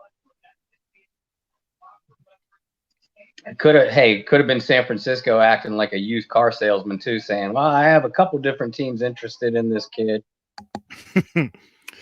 Oh, John Lynch is doing a pretty good job, though. You know what? He's not doing bad. You can't knock the personnel moves that he's made. They have a lot of guys. I don't know how many of them will get moved, but they have a lot of guys on the trading block. I saw it just the other day. Yeah, I know Chad was mentioning that in one of his articles on the Mile High Huddle. You guys need to check those guys out. They're our SI affiliates in Colorado for the Denver Broncos. All right, guys, we have the 49ers, Broncos, Falcons, Cowboys, I'm sorry. The Dolphins pick again. The Raiders pick again. Yeah. The Jags pick again. And then the Eagles, Vikings, Patriots, and the New Orleans Saints. So far, any major surprises? It's been pretty tame, right? It has been fairly tame. I think I knew the Raiders were going to grab a receiver with one of those first two first-round picks that they have. Mm-hmm. And, like we said privately in chat, as soon as Henry Ruggs ran that 4.27, we should have known that the ghost of Al Davis was going to make that pick. Just win, baby. Yeah. I mean, Ruggs does have an incredible game-breaking speed, and like we were talking about, Rigor from TCU earlier. He's not just a deep guy. He can take the short pass. Ruggs can. He can take the short pass and make things happen in the open field. I'll be honest with you though, Kyle, and thank you for everybody that's being patient with us and tuning back in. I'm a track guy. I'm the first to admit that, and I do love Ruggs' speed. But I look at him on film, and I'm not impressed with him as a route runner at all. Really? Judy is the far better route runner. Now, maybe Alabama just decided to use Ruggs, for what he does best, and maybe he does have, Ruggs does have some potential to sharpen those routes. But yeah, the guy that I saw on film, and obviously there's a lot of opportunity to watch Alabama football. I was never overly impressed with Henry Ruggs as a route runner. What Judy was the playmaker of the two, right? Ruggs was more the flash type of guy. Ruggs is definitely the flash guy, and they threw up a graphic as the selection was being made by the Raiders that Ruggs had 98 catches in his career at Alabama, and 25 of them were for touchdowns. So that's a pretty darn good ratio. But you're right. Judy was the meat and potatoes. He is the route runner. Right. Yeah, Judy. All in all, I think he would look good in black and gold. I can tell you that much. Yeah, he would. But I stand by what I said at the beginning of our show tonight. I don't. Well, now that Ruggs is off the board, CD Lamb and Judy are going to be the next two receivers to go. And if either one of them fall to 24, where New Orleans picks, I say you definitely snatch them up. But I don't think they're that much better than some of the other top wide receivers, Rigor, Brandon Ayuk, Jefferson from LSU. I don't think Lamb and Judy are that much better than some of those guys, where you have to mortgage other draft picks to get them. All right, Diva, I see you. Hey, how are you doing, Diva? All right, and Paul T, you think the Saints will trade up? What do you think, Bob? If they do, and you asked me before if there was any surprises. The defensive tackle from South Carolina is still on the board. And I know that that's almost a luxury pick for New Orleans, but if you're looking at a defensive playmaker, that's the guy you got to target. Otherwise, if the Saints trade up, it's going to be for one of the two linebackers that we've discussed, Oklahoma's Kenneth Murray and LSU's Patrick Queen.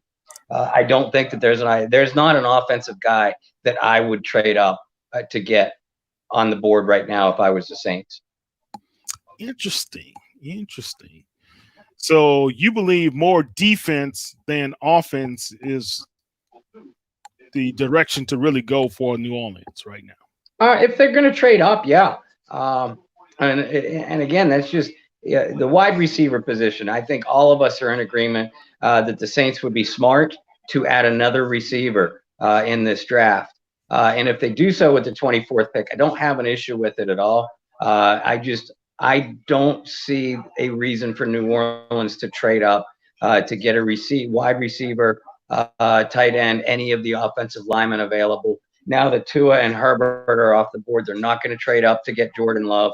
If they trade up, it's got to be for a defensive playmaker. Okay, good stuff.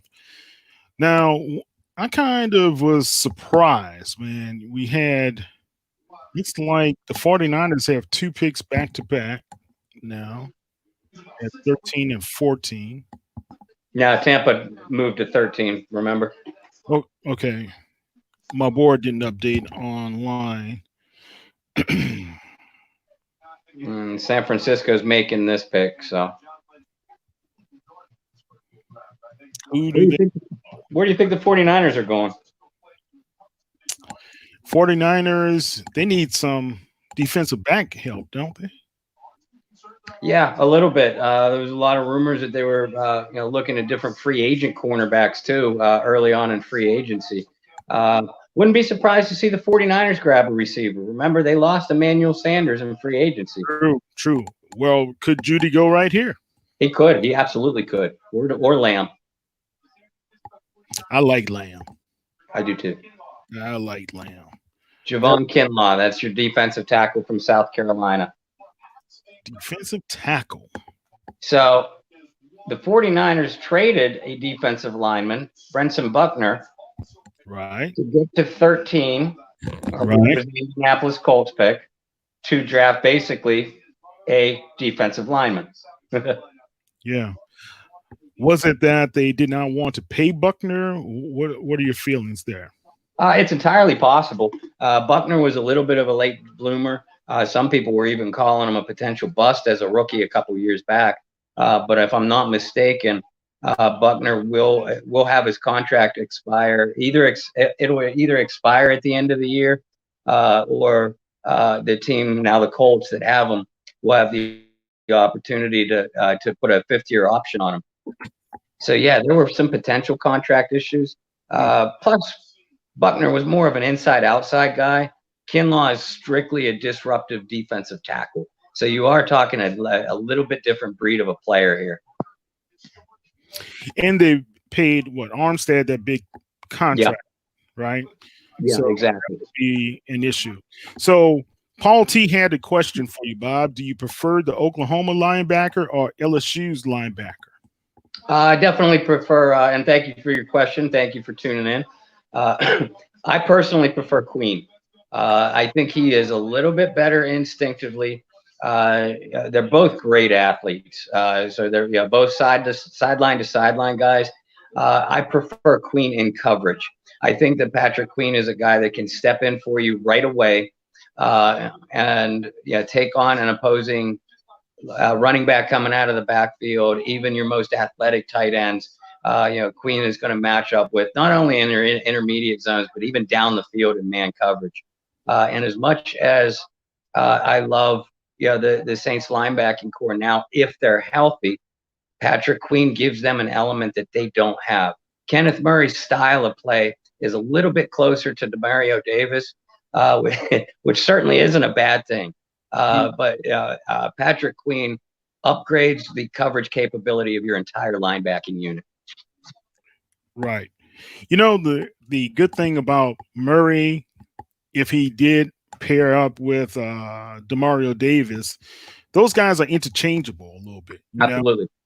And Queen would be more inside than the outside, but he has great coverage skills, and that's something that we're going to need, especially dealing with these bigger, taller, faster tight ends that are in the NFC South, as well as all of NFC, to be honest with you. Every team is starting to have more tight ends that can be able to really wreak some havoc against a safety or a linebacker. So, yeah, I think right now, if my preference is Queen, I like him.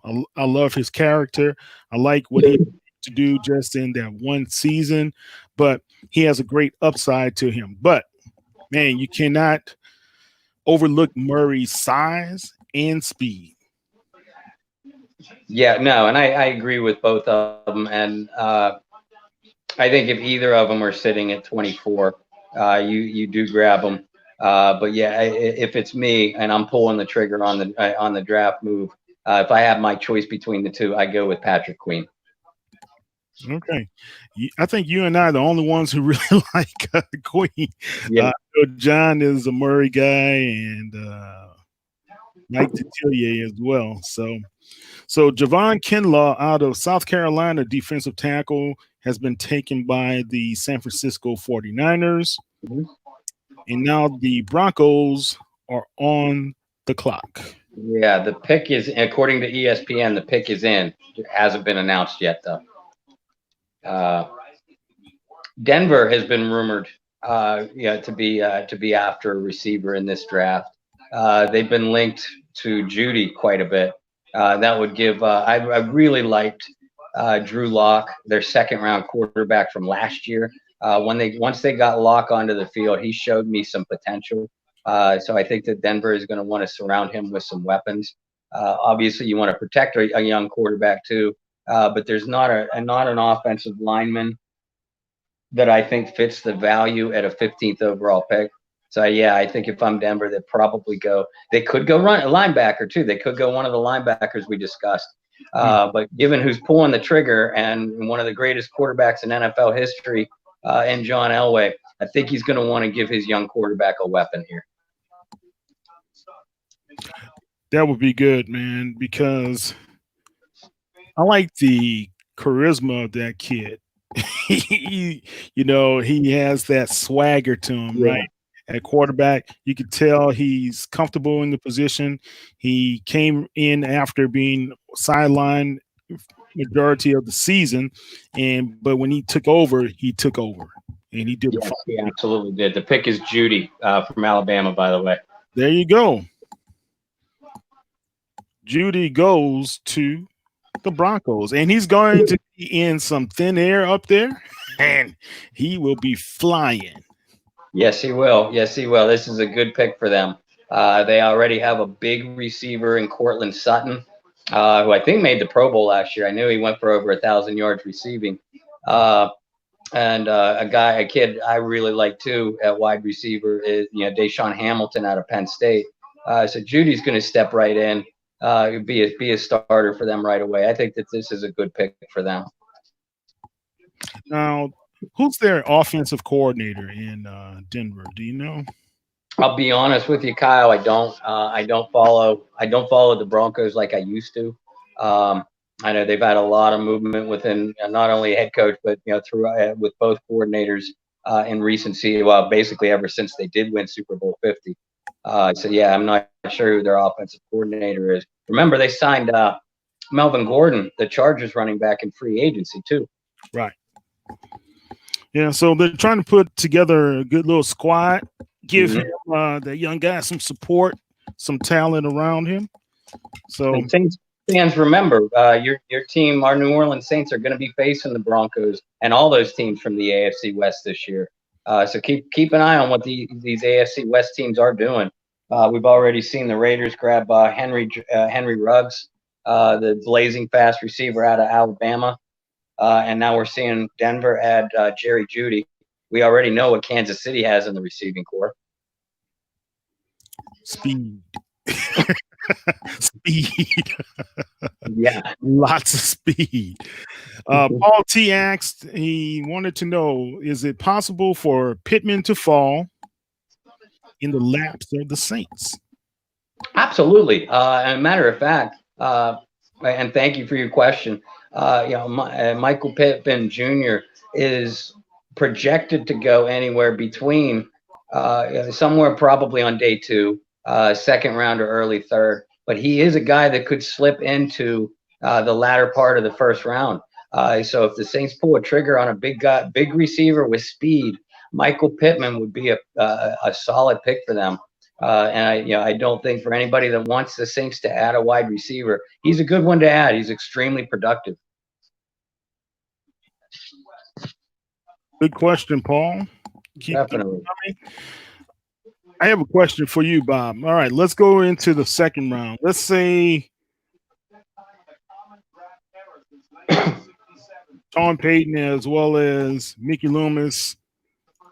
Look, man, we don't like anybody. let's pick up some capital somewhere. If they fall back, man, should they fall back and look all the way to the mid part of the second round, or if they do make decide to fall back, should it be in the upper half, or what are your thoughts there?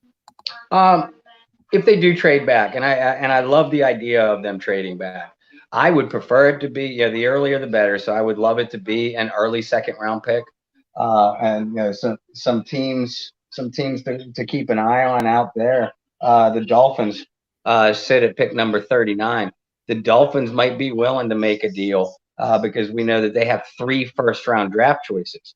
So that's an area to target. If the Saints trade back, it's exactly like the scenario you just pointed out. Sean Payton and Mickey Loomis are sitting there looking at their draft board at number 24 and think, you know what?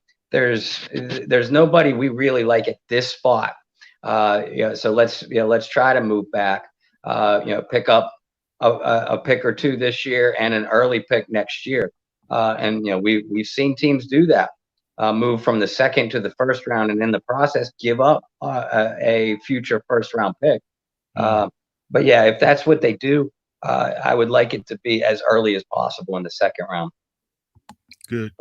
Our friends, the Atlanta Falcons, just submitted their pick. Not official, hasn't been announced yet, but the pick is in. Whatever they choose, it won't be good. Yeah. All right. Pat Shermer is the Broncos offensive coordinator, and yeah, he did get to go on with those guys. Thank you, Paul. And any unknown tight ends that the Saints might find in the later rounds to be able to add depth.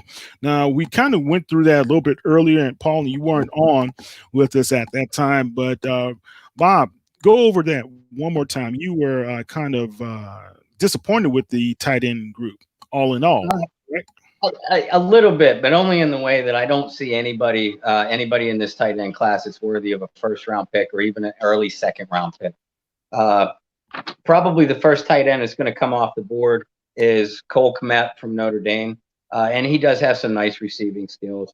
My favorite tight end in the draft is Harrison Bryant from Florida Atlantic. Bryant's probably going to be available at the earliest third round, more likely probably a fourth round pick. A kid out of Washington too is real good. We see a lot of one-dimensional tight ends in this draft. We mentioned it's Thaddeus Moss early on, and where he might go. Thaddeus Moss, of course, from LSU. Moss does have some nice receiving ability, but we haven't seen the production yet. What he is one heck of a blocker. But Moss will probably be available in the fourth round as well. I did a profile on another one. Bear with me. Yeah, those are the three tight ends that I profiled. A guy that's been getting a lot of press ever since the combine is Troutman the tight end from Dayton. Troutman's liable to be the second tight end off of the board, and you might see him go as early as a late second round pick. Big guy, right? Very big guy, very athletic too. But for his size, he's not a terrific blocker. As far as your every down tight end kind of guy, the guy that's going to be a solid blocker and immediately contribute as a pass receiver, Troutman from Dayton is probably the guy to go. Because again, Kmet is a little bit more of a receiver. Same with Harrison Bryant and some of the other guys that we've talked about. Thaddeus Moss on the other side of that spectrum, good receiving skills, but not a very refined route tree. So he's going to have to show some progression in that. But Thaddeus Moss is going to be one whale of a blocker for you. I think Thaddeus would really excel in a Sean Payton offense. Mm-hmm. If he has the blocking skills, like you say, we know he has the hands, and you saw him in the national championship game. I think he's going to be a good project for someone to be able to develop. We already have Cook, right? We have Josh Hill, who Sean Payton loves, but you add Thaddeus Moss to the equation, I think we have something cooking there, really. So hopefully he will be available, or if the Saints choose to be able to pick him, that will be pretty good. Now, Paul has another question about Daniel Lasco. Wow, that's reaching back a couple years. Saints always go late in the rounds to be able to pick up a running back. Mm-hmm. Do you foresee that again, such as Daniel Lasco? Yeah, I do. Well, first of all, before I answer your question, and this is a great question too, Atlanta just picked the cornerback A.J. Terrell from Clemson with the 16th overall pick, and our Dallas Cowgirls are now on the board. Let's talk about Terrell. Answer Paul's question, then we'll talk about Terrell. Go ahead. Okay, Paul, like you pointed out, Sean Payton has always done a great job picking up running backs late in the draft or even as undrafted free agents. The best three examples, as everybody knows that follows the Saints, are Pierre Thomas, Kyrie Robinson, and Chris Ivory. And there's a couple guys that both John Hendrix, all three of us, John Hendrix, Kyle, and myself, really like in this draft. I'm high on Anthony McFarland out of Maryland. McFarland was a very productive back when he was on the field, but he's been dinged up a lot of injury concerns. As a matter of fact, I had in my mock draft this morning, I had the Saints picking Anthony McFarland Jr. with a 6th round pick. But there's a kid from UCLA. I have papers flying around everywhere, so I don't have it right in front of me at the moment. Kid out of UCLA, last name of Kelly, Joshua Kelly. Runs with a lot of power between the tackles. Guy that John Hendrix really likes, and I do too when I watch this film. Darrington Evans from Appalachian State, also a really, really good back. He's a So, dark yeah, horse, man. He's definitely a dark horse. yeah, he absolutely is.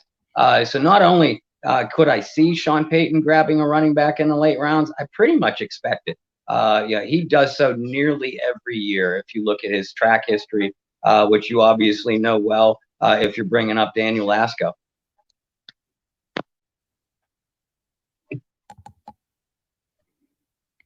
Okay. Talk about Terrell a little bit. I know you did a profile on him as well.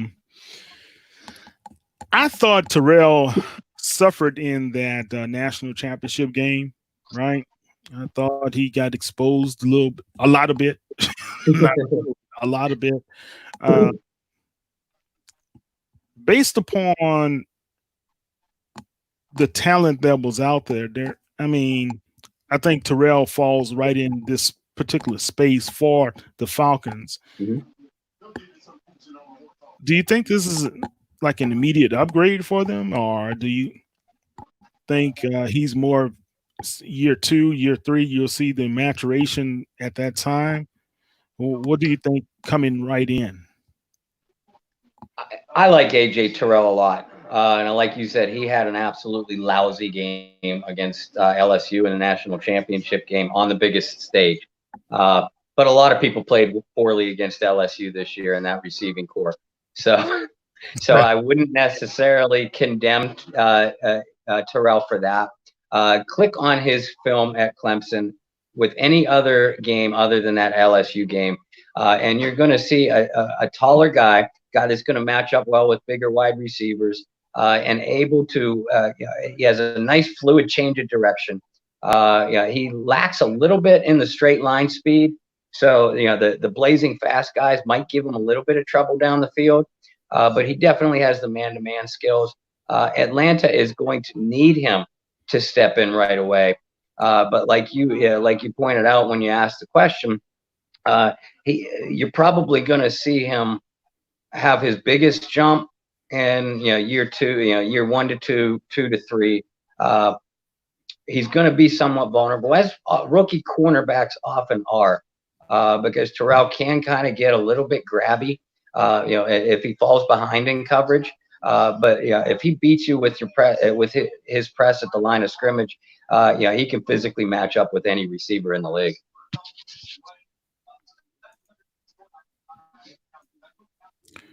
Okay. So the Cowboys are on the clock. Any projections on where they're going to go and what type of player they should be targeting? A lot of mock drafts I've seen have the Cowboys selecting a safety, which they need. They need some safety help. They also lost Byron Jones, their best cornerback in free agency. Now they had a little bit of depth at the position, but this draft has a little bit of depth at cornerback too. Cowboys have a solid front seven. Mike McCarthy, their new head coach, is an offensive guy though.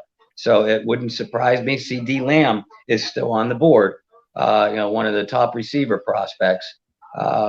And Jerry loves his Oklahoma guys. Wouldn't surprise me if he's making the call. And Mike McCarthy has even the tiniest bit of input, which tiniest bit is all it would be with Jerry Jones. I could see it. I could see it being CD Lamb, the receiver from Oklahoma. Oh my goodness. Look at McCarthy's on TV right now. Okay, so Paul wanted to know, do you think Burrow will be successful in his first year? No. And it has nothing to do with Joe Burrow's talent. I love the skill set that this kid has. Love his mentality and confidence too. But the Cincinnati Bengals football team is in a shambles. Joe is going to have some good receivers to throw to, but other than that, they're going to struggle to protect him. The Cowboys pick is CD Lamb. They're going to struggle to protect Burrow. Cincinnati is, so he's going to take his lumps early on. And it's not. We see it more nowadays than what we ever have in NFL history. but you don't see a rookie quarterback have a great amount of success in their rookie year, especially one that's drafted early, because they're usually going to a bad team. So Cincinnati has a lot of building up to do around Joe. So I think both the Bengals as a team and Burrow and his statistics are going to struggle a little bit this year. Yeah. Now, CD Lamb goes to the Cowboys. He's going to be a immediate star. Pairing him with Amari Cooper is going to be interesting. I think they are similar players, in my opinion. And they do have speed. That's one thing that's going to be out there. CD Lamb is not a bigger guy, but he can jump. He has good range, and and very good hands. So that's a good pick for the Cowboys, in my opinion. It is. It is. I think Lamb is going to be a good receiver in this league. He can play out of both out of the slot and lined up out wide. I know offensive players that come from Oklahoma do get criticized a little bit because of the type of offensive system that they run. But CD Lamb can run the whole route tree. Like you said, he's not the fastest guy, he's not the biggest guy, but he has great leaping ability and terrific hands. He's going to make a play in traffic for you, and he's fast enough to get down the field and make a big play too. Definitely. All right, guys, I'm going to have to check out in the next couple of picks, but I'll be back with you guys after that. Carla, how you doing? Great. How you doing? I'm doing good. Good. What do you think about the draft so far? So far, it's, I feel like Bob feels it. I mean, nothing surprising. I'm shocked that Sean Payton hasn't made some type of move. I said it the other day, but I guess I was wrong. I thought he was going to go for trading everything and moving pieces around and trading up and all of those things. I guess I was wrong. Okay, well, that's okay. But so far, so good. I'm excited. Most of the people that we've been discussing are still available. So we may get, and who knows who our coach is really eyeing right now, but we may get exactly who we wanted for the Saints. So I'm excited. I just can't wait until 24. Awesome.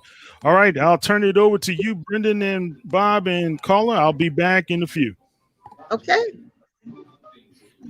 Well, Carla, to your point, the report earlier today from ESPN was the Saints were calling teams ahead of them. They were prepared to kind of get some intel and see what it would take. But as the draft became closer and closer and came nearer and nearer, they really believed they were going to get their guy at 24. So the next couple picks will be very telling on what the Saints do. And my feeling is if they're going linebacker, they're sitting tight. They're in a good spot. They're 5-6 picks away right now. So whether Murray or Queen are on the board at 24 right now, I think they're sitting tight and they're ready to pull the trigger when that time comes. Now, learning some of the things that we've learned doing these videos, it's amazing how you tend to do research. And as we made our list, are you shocked at anything that has transpired thus far? I'm wondering about some of the players. I mean, number one, number two, they were already given. We pretty much knew before the draft even started how that would go. But has any of the draft picks surprised you so far? I think seeing Isaiah Simmons fall to 8 was a little bit of a surprise. I surely thought if he fell to 7, the Panthers would have taken him. We were on the air for that one. Atlanta's pick just moments ago, I thought A.J. Terrell, that was a little bit early for me. A lot of mocks, and as of late, a lot of mocks had him slipping towards the end of the first round and even potentially into the second round. But, Atlanta gets a hometown kid, a kid from Atlanta. So, of course, you're always happy to see a moment like that. So I'd say so far those are the two. And even CD Lamb falling and just being selected moments ago, I think a lot of people had him higher than one or the other of the Alabama receivers. So seeing both Alabama receivers going before CeeDee Lamb, a little bit of a surprise. I think the final one's the offensive tackle from Iowa really fallen as far as he did. You know, obviously the offensive line picks are not the sexiest picks, for lack of a better term, but those are definitely picks that can make or break a franchise. So to see a guy with that kind of talent that we talked about potentially going as high as 3 fall as far as he did, I think that was a little surprising as well. I tell you what, I do have a question for Bob.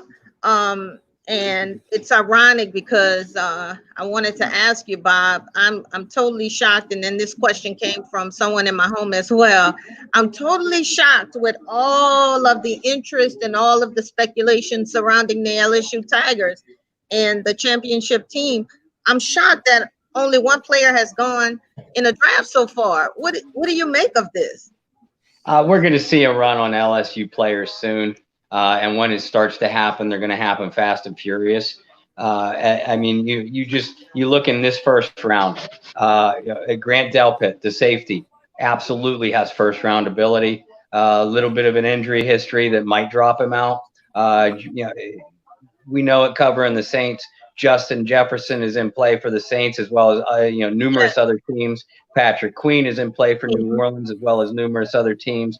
Christian Fulton, the cornerback, is in play for the Saints and a bunch of other teams as well. I would be shocked if at least 2 LSU players weren't drafted before the end of the night, before the end of this first round.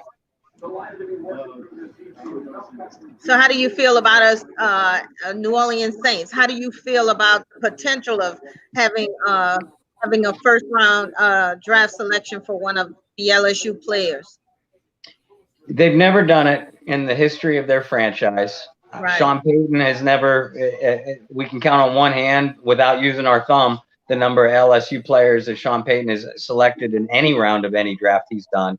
But if this is the year to do it, we know how talented these Tigers were. Not only the potential first round picks that we mentioned, but there's a couple offensive linemen from LSU that are going to be drafted that are going to be very good pros. There's an edge rusher as well from LSU that's going to go in the first round tonight.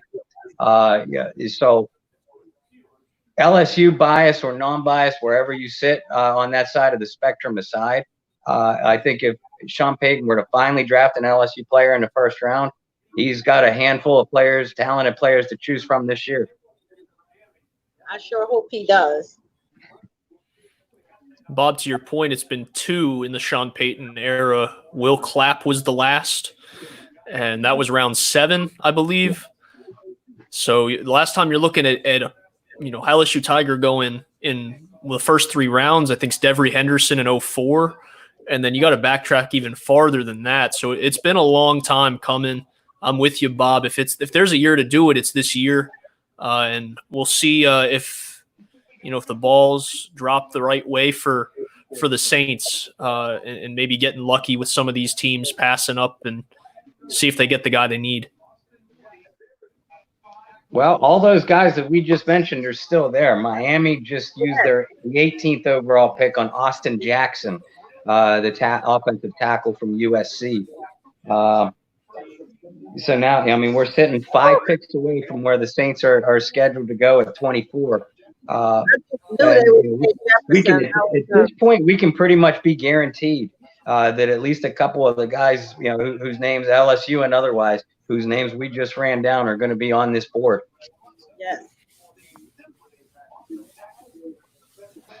Well, looking at the remainder of the picks ahead of New Orleans, if you're hoping for a receiver and perhaps a guy like Justin Jefferson, Jacksonville certainly needs some help at the receiver spot. Philadelphia could use some help at the receiver spot. And I think those are the only 2. And if you're looking at linebacker, I think no matter what, New Orleans is going to be in play, at least right now, of potentially getting Murray or Queen. So if those are your top 2 areas of needs as a fan, and that's what you want to see, I would say there's a pretty good chance you get one of those 3 guys. Yeah, I agree with you. Well, the Raiders are next on the clock with the 19th pick. They're not gonna take a receiver. They just took one. the Raiders could grab one of these two linebackers. I don't see Jacksonville picking a linebacker. I do agree with you, Brendan. I see Jacksonville being possibly in play for a receiver. Minnesota or Philadelphia at 21. I think the Eagles are going to go either receiver or cornerback. Minnesota at 22, I think, are going to go either receiver or cornerback. New England, who the heck ever knows what Bill Belichick and that regime is going to do. And then that brings us to 24.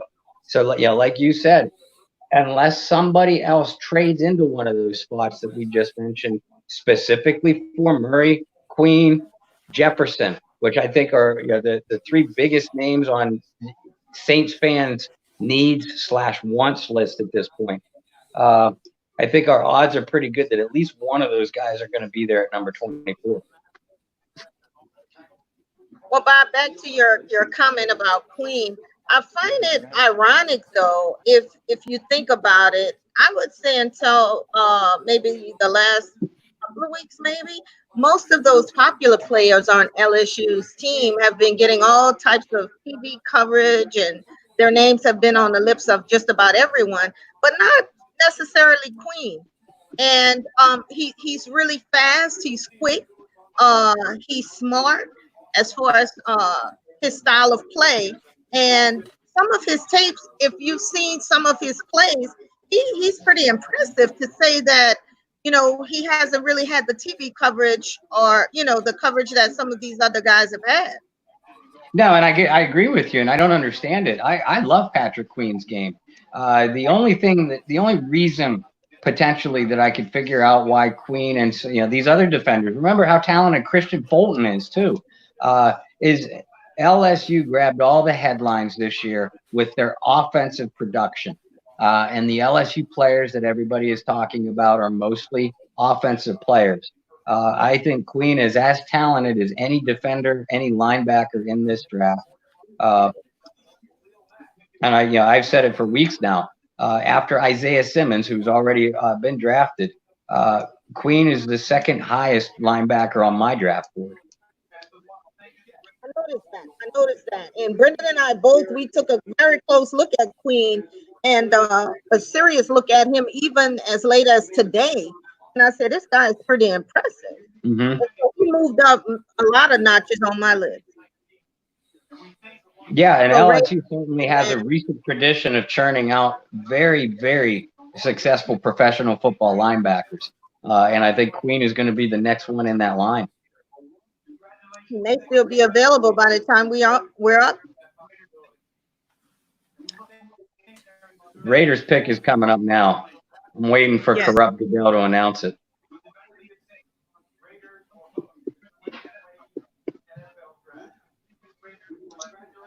Here it comes. Damon Arnett is the pick. Damon Arnett. Yeah, you guys are getting this stuff way before everyone else. I was wondering, John's been about 5 to 10 minutes earlier than most. I said it earlier. John's got a superpower. He does. He just knows. Doing this. He's got it. He hasn't missed yet. Arnett, the pick of the Raiders. Arnett's a kid I really liked when I did my profile on him. And like you mentioned earlier when we were talking about AJ Terrell, Brendan, there's a handful of cornerbacks. Basically we could put their names in a hat, and pull them out. They're all going to be anywhere between mid first round and early third. We've seen two of them come off the board in Terrell and now Damon Arnett. But we still have Christian Fulton. We still have Jeff Gladney from TCU, another kid I really, really like. I've profiled a couple of them. Trayvon Diggs from Alabama, I think could sneak into the first round, probably better suited as a second round pick. Cameron Dantzler from Mississippi State, same thing, although he'll probably be a day 2 pick. I think cornerback is an underrated need for the New Orleans Saints. Outside of Marshawn Lattimore and Janoris Jenkins, I don't trust PJ Williams. I definitely don't trust Patrick Robinson. And I really like Dietrich Nichols, the kid they signed from Houston of the XFL. But he has to prove himself yet.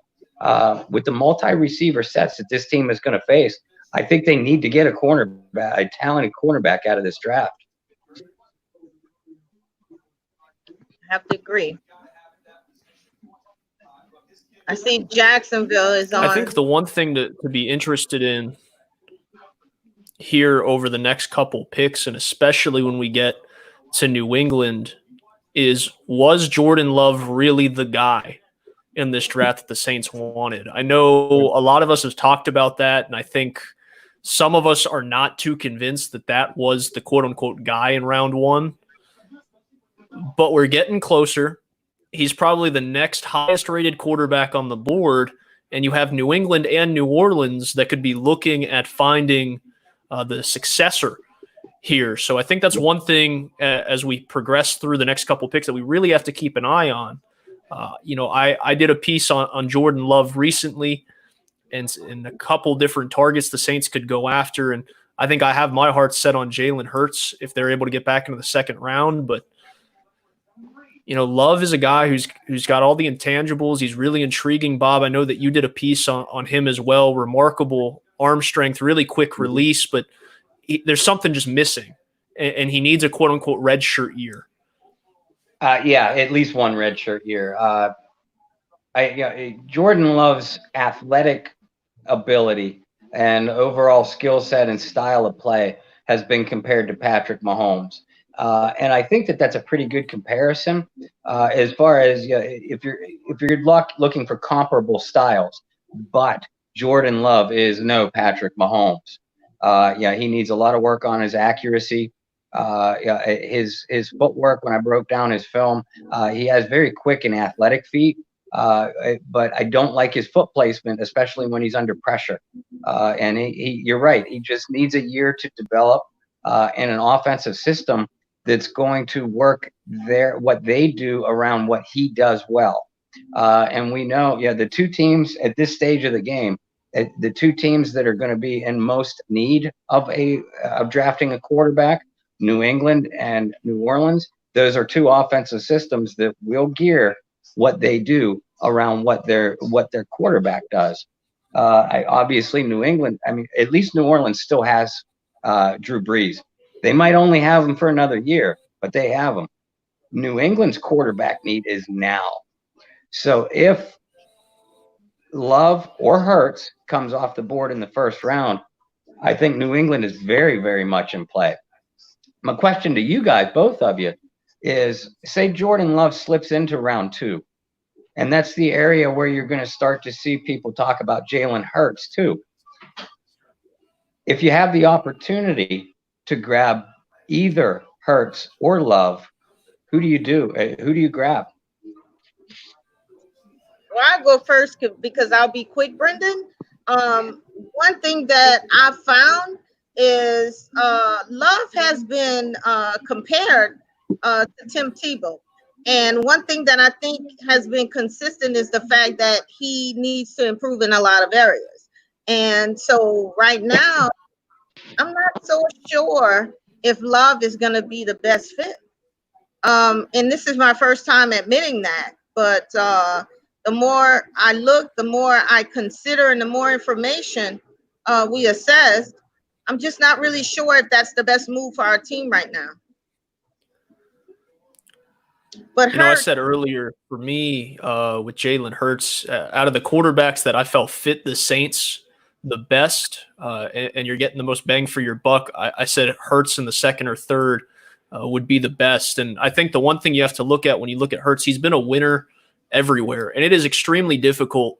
And I don't think enough people realize how difficult it is to be the starting quarterback that goes to back-to-back national championships in Nick Saban's offense at Alabama, has to humble himself enough to accept the fact that he's not going to be the starter for Tua, who went really early in this draft, and then transfers to Oklahoma. And if it wasn't for Joe Burrow, incredible, maybe the best season we've ever seen from a quarterback in college football history, it would have been Hurts' Heisman Trophy to win.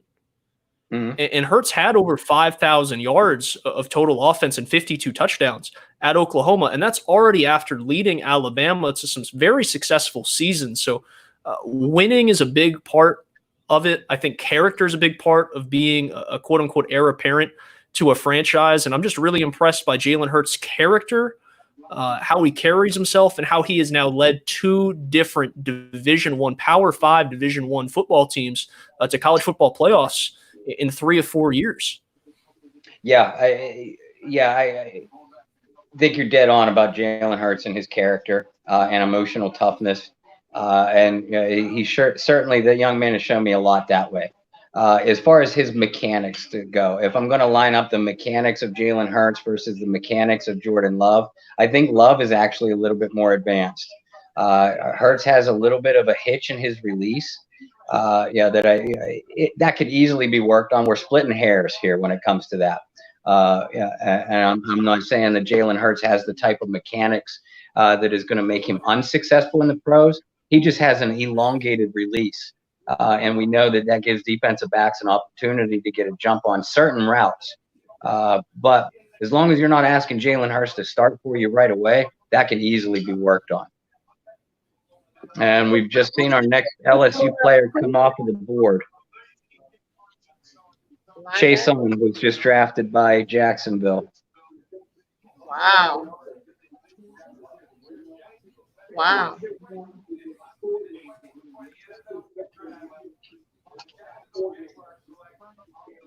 That's actually a pretty good move for Jacksonville. They're looking to trade Yannick. Whether that works out for them or not remains to be seen. They've lost a lot of guys off of that defensive line in the last year and a half. So that Jason, I think, needs some work. But I think he's a good pickup for Jacksonville. We're getting close, guys. Getting real close.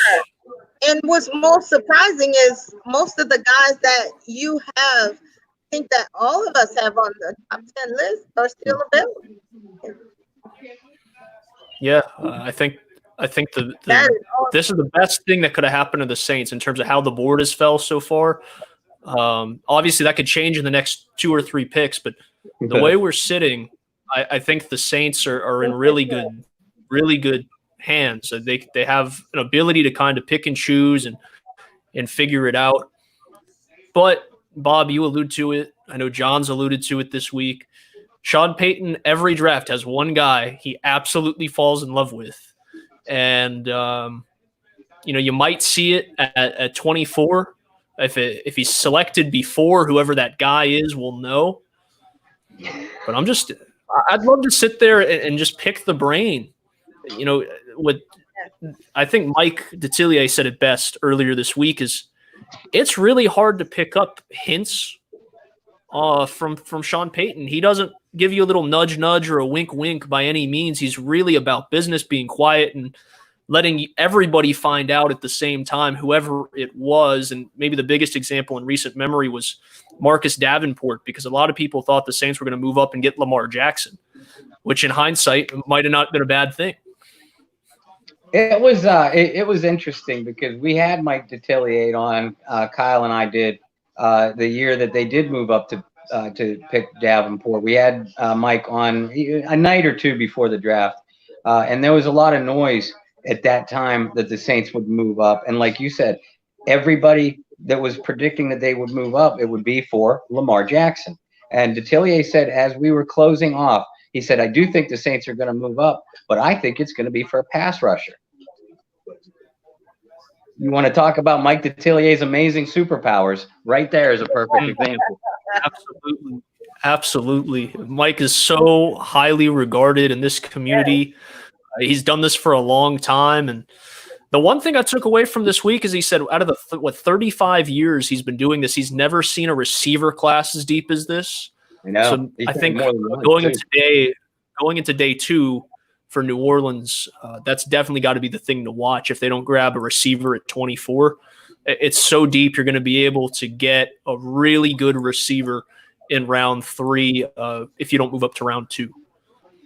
Yeah, I agree. And when I was doing my second mock draft, in my first mock draft, I had the Saints picking Laviska Shenault, the wide receiver out of Colorado, who I do think is going to slip till the second day. But based off of the depth at receiver, at cornerback, and even at linebacker after these top three guys, that's one of the reasons why I went with Blacklock, the defensive tackle. That and what Mike Detillier said the other night. Oh, Eagles pick is in too. did you realize Justin Jefferson is on the phone? Do you think the writing is on the wall? I'll tell you this, Carla. Sometimes in the TV coverage, they'll say a pick is in for one team and then show a prospect on the phone, but it's actually the team after that is already talking to him, which means it could be the Vikings or even Patriots if it's not the Eagles. But Justin Jefferson has been mocked to the Eagles in a lot of different drafts I've seen. Okay. Whoever gets Justin Jefferson is getting one heck of a wide receiver. That is for sure. I agree. Well, and think about how far he's came as a wideout as well. Remember, he was recruited as a 2-star, and he's made his way to starting for LSU, making a lot of noise for LSU, obviously having the remarkable Chick-fil-A Bowl game against Oklahoma, and now he's a first-round pick. So I think for younger fans watching, potentially playing high school football, those grades you get your juniors and senior years, they don't matter. Go to a school that wants to invest in you, and from there, you give it all you got because you know that school is giving you everything they got. And not everyone's a first-round pick, but good golly, you never know what could happen. Sorry to interrupt you. The Eagles pick is a wide receiver, but it's Jalen Rigor from TCU. Oh, Jalen.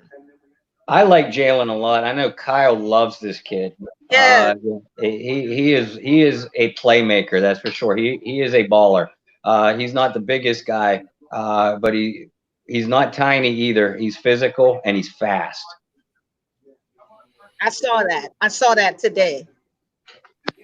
And to Bob's point, Carla, what he was just telling you, that a lot of times they show these guys on the phone, and it's with the team after them.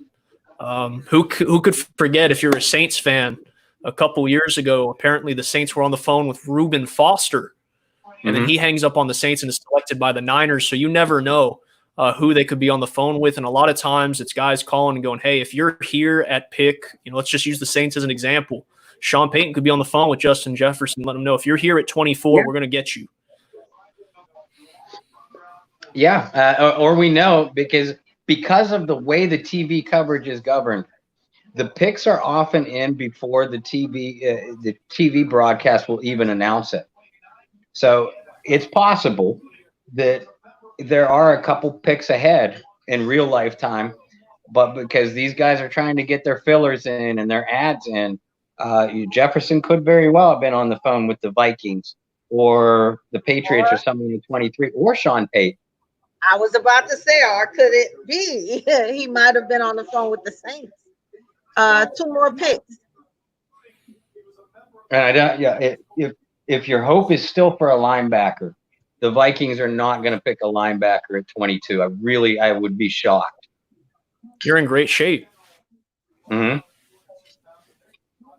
Yeah, because Minnesota's needs are most likely, well, they always seem to need offensive linemen. But remember they traded Stephon Diggs, and they're in need of a defensive back, a cornerback. So I think the Vikings are going to go receiver or cornerback here. Could they take Jefferson before the Saints get a chance? We were just discussing that, Kyle, and welcome back. Yeah, it's absolutely possible. Jefferson fills a need for Minnesota just as he would New Orleans. But the Saints are in a great position. Murray hasn't gone. Queen hasn't gone. Absolutely. Yes. And here in the live comments, we see Cody has a question. Who should the Saints pick? So Bob, Carla, Kyle, we were just talking about the Saints are in good position right now. With only 2 picks ahead of them, you're guaranteed to either get Murray, Queen, or Jefferson out of the 3. Or is there another guy that you guys like that the Saints could take at 24? Those are the top three on when I started doing the analysis, man. It was Murray, and I really like Rager and Jefferson, but Queen is my guy, and I think Queen may fall to the Saints because New England, they do need linebacker help, right, Bob? Yeah. I mean, we know that Bill Belichick collects defenders, especially versatile, fast ones. So I think Queen or Murray could absolutely be in play for those guys. But I think, a lovely young lady named Lauren Davenport right beside him, he just mentioned, doesn't New England need a quarterback too? So this could be a Jordan Love pick. That is true.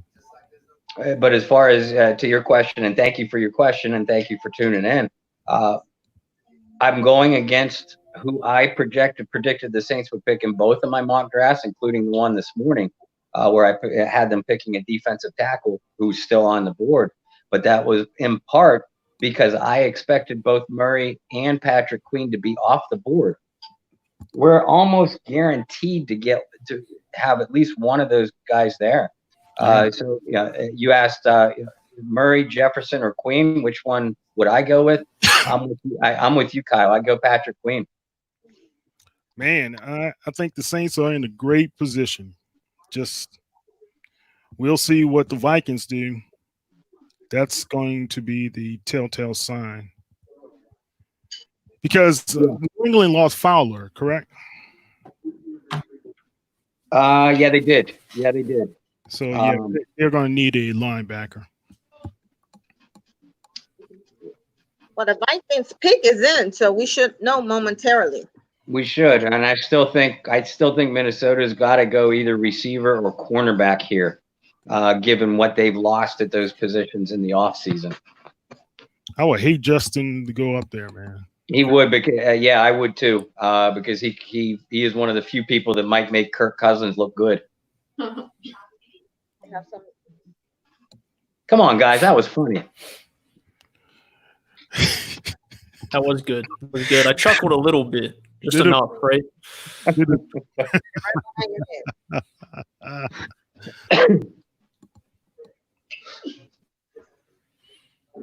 My favorite personal draft moment in the couple of years that I've been covering it at this level was I got 2 years ago, and you mentioned his name earlier, Brendan, when you brought up Will Clapp. I was so punchy and sleep deprived by the end of the draft that our little guy Will, who at the time at that age he was 1, so he was just crawling, and he was sitting in the middle of the hallway, and he had his little New Orleans Saints knee pads on. And I got a picture of him clapping. And when the Saints drafted Will Clapp, I posted a picture of a little video of him clapping. And I said, "This your reaction when your team gets the clap."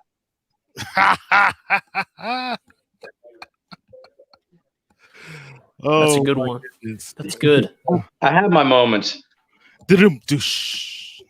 Rim shot.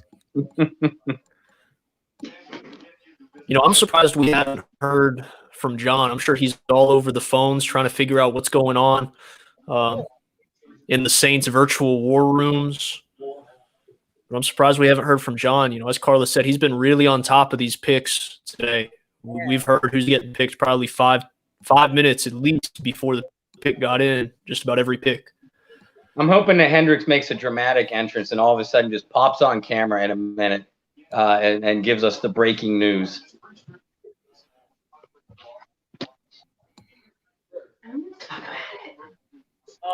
So you want the dramatic music and everything too? You need like a movie trailer? In a world where the New Orleans Saints draft at 24, everything too. John Hendrix brings us breaking news. In a world where the New Orleans Saints draft at 24, everything too. One man rocks the draft, as you know.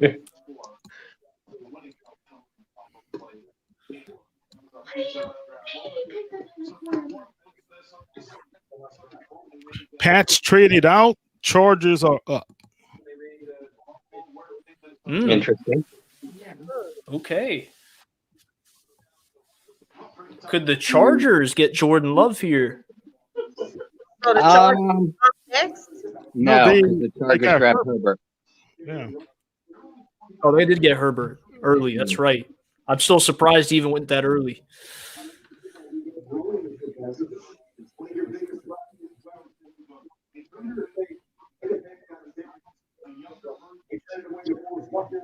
They draft a younger version, a cheaper version of that. Will Minnesota do the same after getting this pick from Buffalo for Stephon Diggs? I gotta say, I really enjoyed looking inside the head coach's houses. Mike Zimmer with the big fireplace and the fire going. It's Justin Jefferson, guys. With Minnesota, excuse me. Sorry.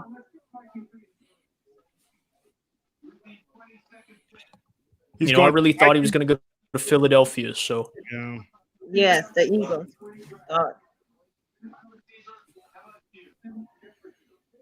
Wow. LSU. Well, we get our linebacker. Wow. At least one of them is going to be there. Yeah. I wonder if the Chargers are going to go for Murray. And they, as far as I know, anyway, the Chargers still have Denzel Perryman. So to team a bigger guy like Murray with Perryman would give a lot of versatility to that Chargers defense, somewhere that they've struggled the last couple of years. That Chargers drafted Herbert, so not anymore. Interesting. All right, guys, I'll be right back.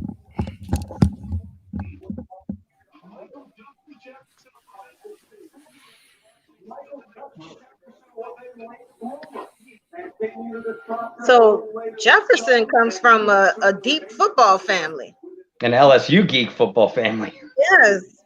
I didn't realize that. yeah.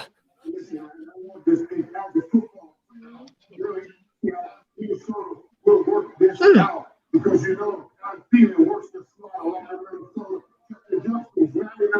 Like I said, that's going to be a really underrated story.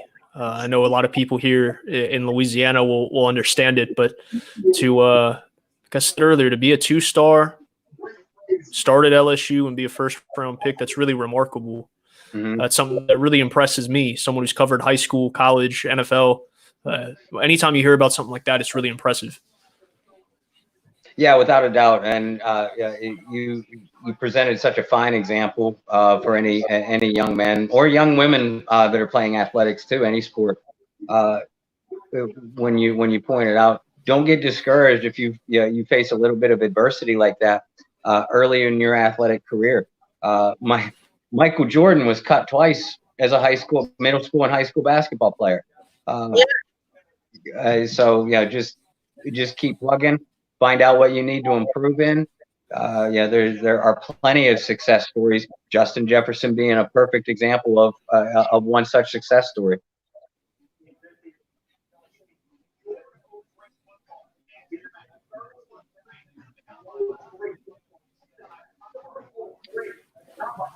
Guys, how much is Saints Twitter going to explode if one of these two linebackers, especially if it's Patrick Queen, available? And they go somewhere else. It's going to explode. Being someone who's in the Carolina areas, we were on air when Carolina passed on Isaiah Simmons from right down the street in Clemson, and I heard about it being in the area. I heard about it. People very upset by that one. So. And the Clemson to Carolina Panther connection is not nearly as strong as that LSU to New Orleans Saints connection. So I think a lot would be upset. So is this trade old Chargers Patriots trade? Is it happening now or?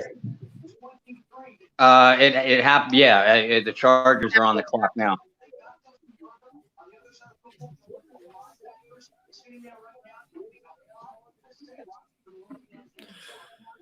That's Adam Schefter saying he thinks the pick is going to be a linebacker for the Chargers. Wow, we're up next. Can you believe it? 9:59, 10 o'clock. We're up next.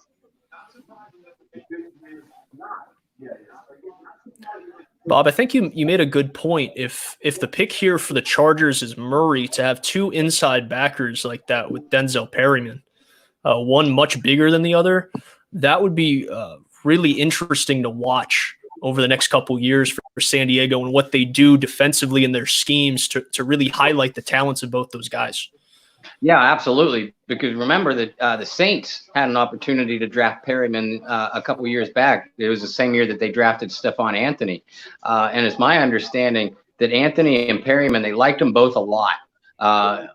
And they were both in play for them with that last pick or next to last pick of the first round. They went with Anthony because Anthony had the size advantage over Perryman. But Perry, I like both kids coming out of, of course, Anthony came out of Clemson.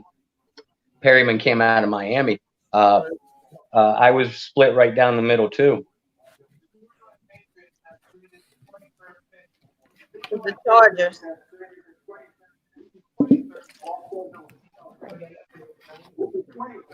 All right, what is it? Murray.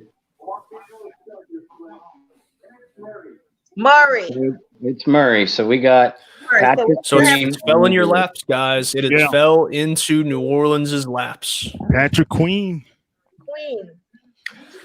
Yeah, Okay, I've been saying it for a let's long say time they that was the guy.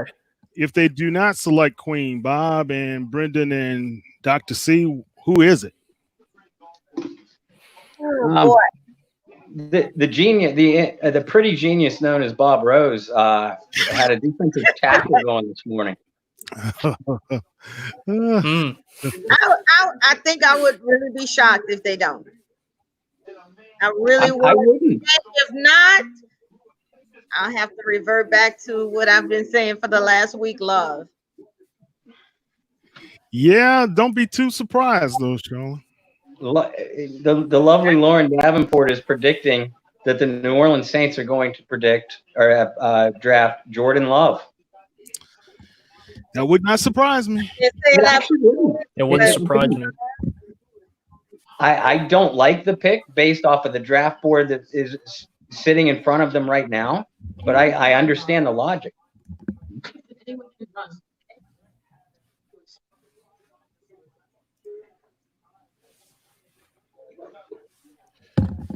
I mean, I think I need to recruit that Lauren girl. She knows her stuff. Wow, if she's right, I'll turn it over from one pretty genius to another prettier genius. All right, Saints are on the clock, guys. Tip of my seat. Paul T asked where Mosley is. He's back on with us. I can't see you there, Kyle, but he's here. Yeah, you guys won't be able to see me. My camera is elsewhere. You're in the lab. We understand. About to do an interview. All right, guys. The pick is in. What should we do? Ooh. Paul T, who would you draft if you were the Saints general manager? Oh, that's a lot of people. Have you guys realized that most of these players, their homes have a whole lot more noise than just 10 people? It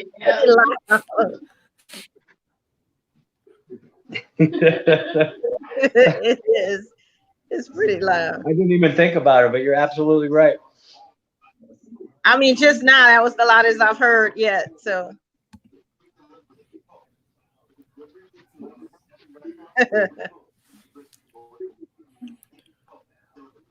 Well, we're all anxiously waiting.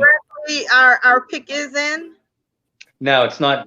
There's still 3 minutes and 20 seconds left. No pick is in yet. All right. We may take the full 5 minutes. They might. They're going through commercial break, guys. Well, if it's Patrick Queen, I think the Saints have chosen a bright rising star. Now that Murray's off the board. If they get a receiver, there's Brandon Ayuk is still there. Ayuk, Laviska is still there. Michael Pittman is still there. Yeah, Chenault, Pippen, Mims. Yeah, so yeah, they have options. If they go I'll revert cornerback, back to they what could- I said earlier. No, Is, go ahead, Brendan. and we both agree that this is just such a deep wide receiver class that I don't think with how the board is fell, you need to do it.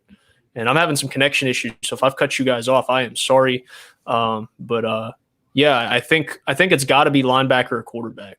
I would not like to see the quarterback happen. I'd rather it be the linebacker, but I think the receiver class is too deep to sit here and pull the trigger at 24.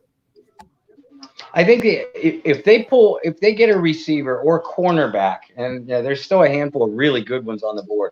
If they draft a receiver or cornerback, it's a guy that Peyton loves. Cesar Ruiz. You're telling or asking? I'm telling you. Wow. Wait, what? He is the versatile guy out of Michigan. Offensive line. 6'4", Why? 320 pounds. Wow. Oh. Wow. I'm not. Y'all saying, wow. Yep.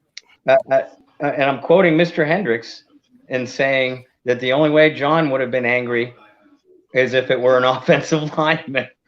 Well, you see all of our faces. Yeah, I did a profile on him early on, man. He is interesting. All right, I'll be back. Okay. Well, Brendan, You look taken back, Brendan. I'm confused. I think we all are. But that's if that was the guy, that was the guy. I have a weird feeling it wasn't the guy, but well, that surprises me, Carla, because we did all this draft video coverage over the last couple of days, and that wasn't a name that came up amongst us.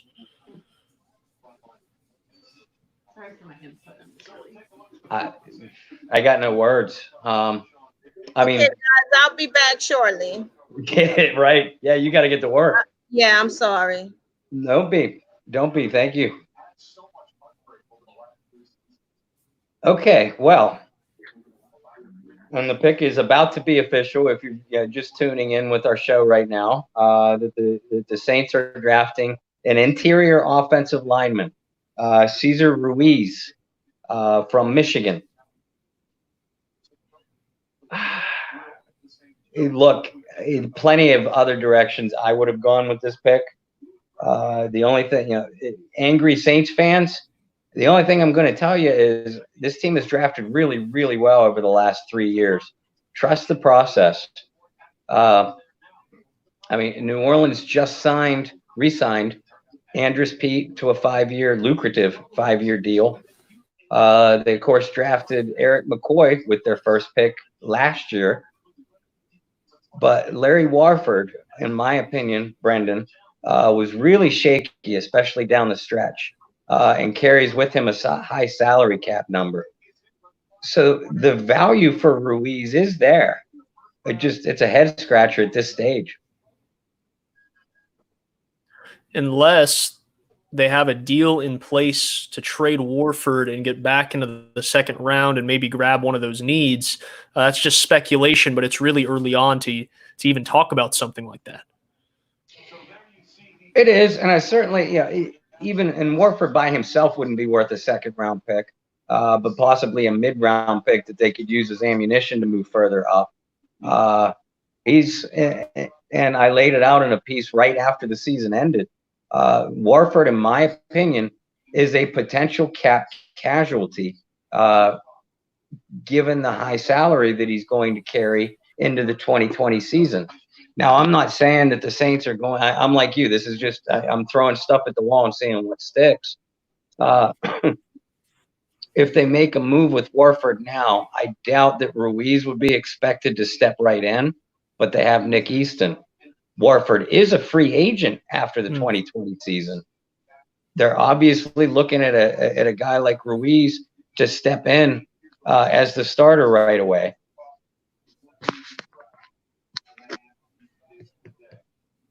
Wow. Plus, I hate Michigan, so. Yeah, a little shocked. I'm a little shocked.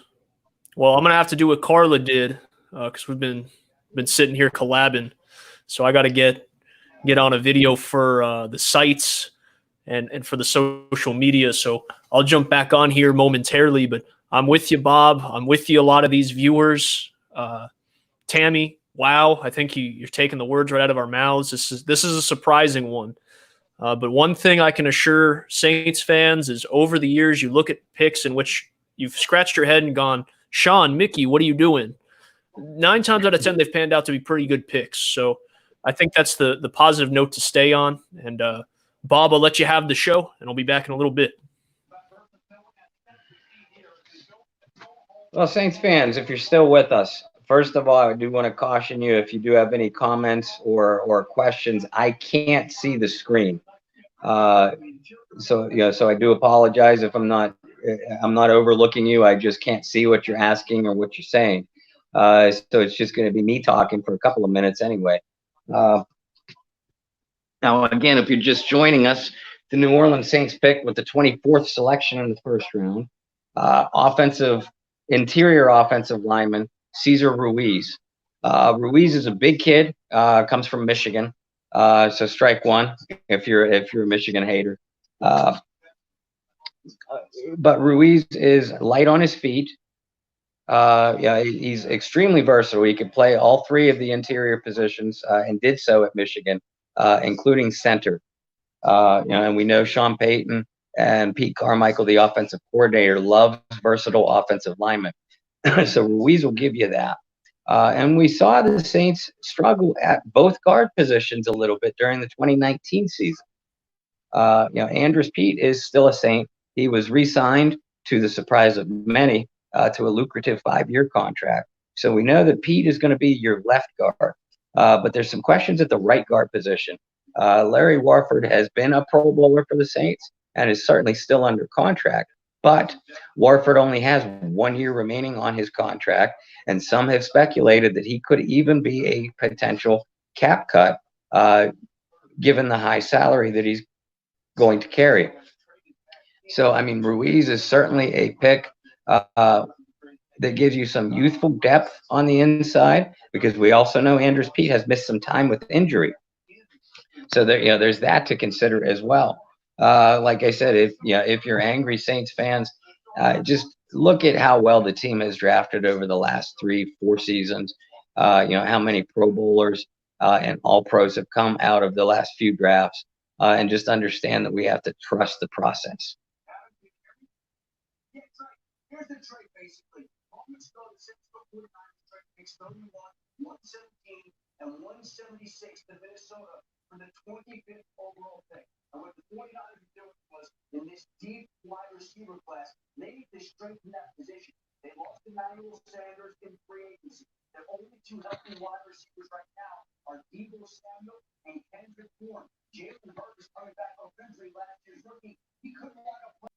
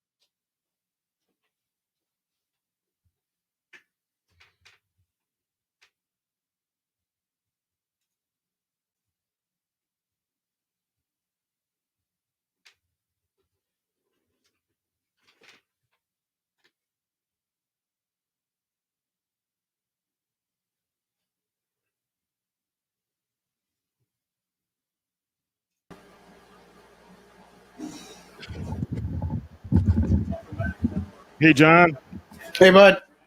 quick thoughts on the pick. Sean Payton. Uh, Sean well, Payton.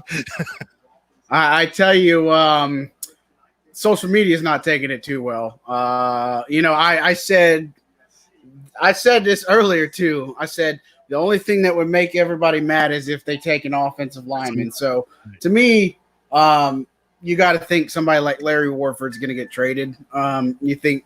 So I mean, shoot, they could trade Nick Easton, probably get something for him. They maybe put Ruiz at center, potentially move McCoy out to guard. I think that's also in play here. Ruiz is a good player. Let's not kid ourselves, right? And with the way Jeff Ireland and them have drafted offensive linemen, I mean, you think Ramczyk, McCoy, and now Ruiz, obviously they got something there. And, people tend to complain about the offensive line play or offensive lineman until you draft one, right? And you see what happened against the Vikings where the interior line and offensive line just completely fell apart. Queen was there for you. Jordan Love was there. I think the Chargers traded in front of the Saints to take Kenneth Murray. But, man, I think he's got a great story. But, really shocking in a way. But now it has some time to digest. I can see how it makes sense and it works. Yeah. Great player. I'm just going to say this. They start from the inside in, out, always, and they build a line. And I think Warford is in his last, year or two of his contract, but doesn't mean that Warford is not a great player. I just think they're looking beyond, right? And this guy has the versatility to, like you say, he can play center, he can play guard. You never know. Mm-hmm. So, all right, guys. John, appreciate you. Appreciate everything.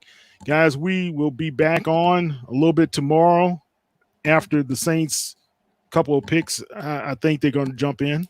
I think they're going to. Yeah, now I would tell you, based off of this, I could see them trading into the second round with the ease now. I think they've got some more direction on how to get there, so it wouldn't surprise me. So.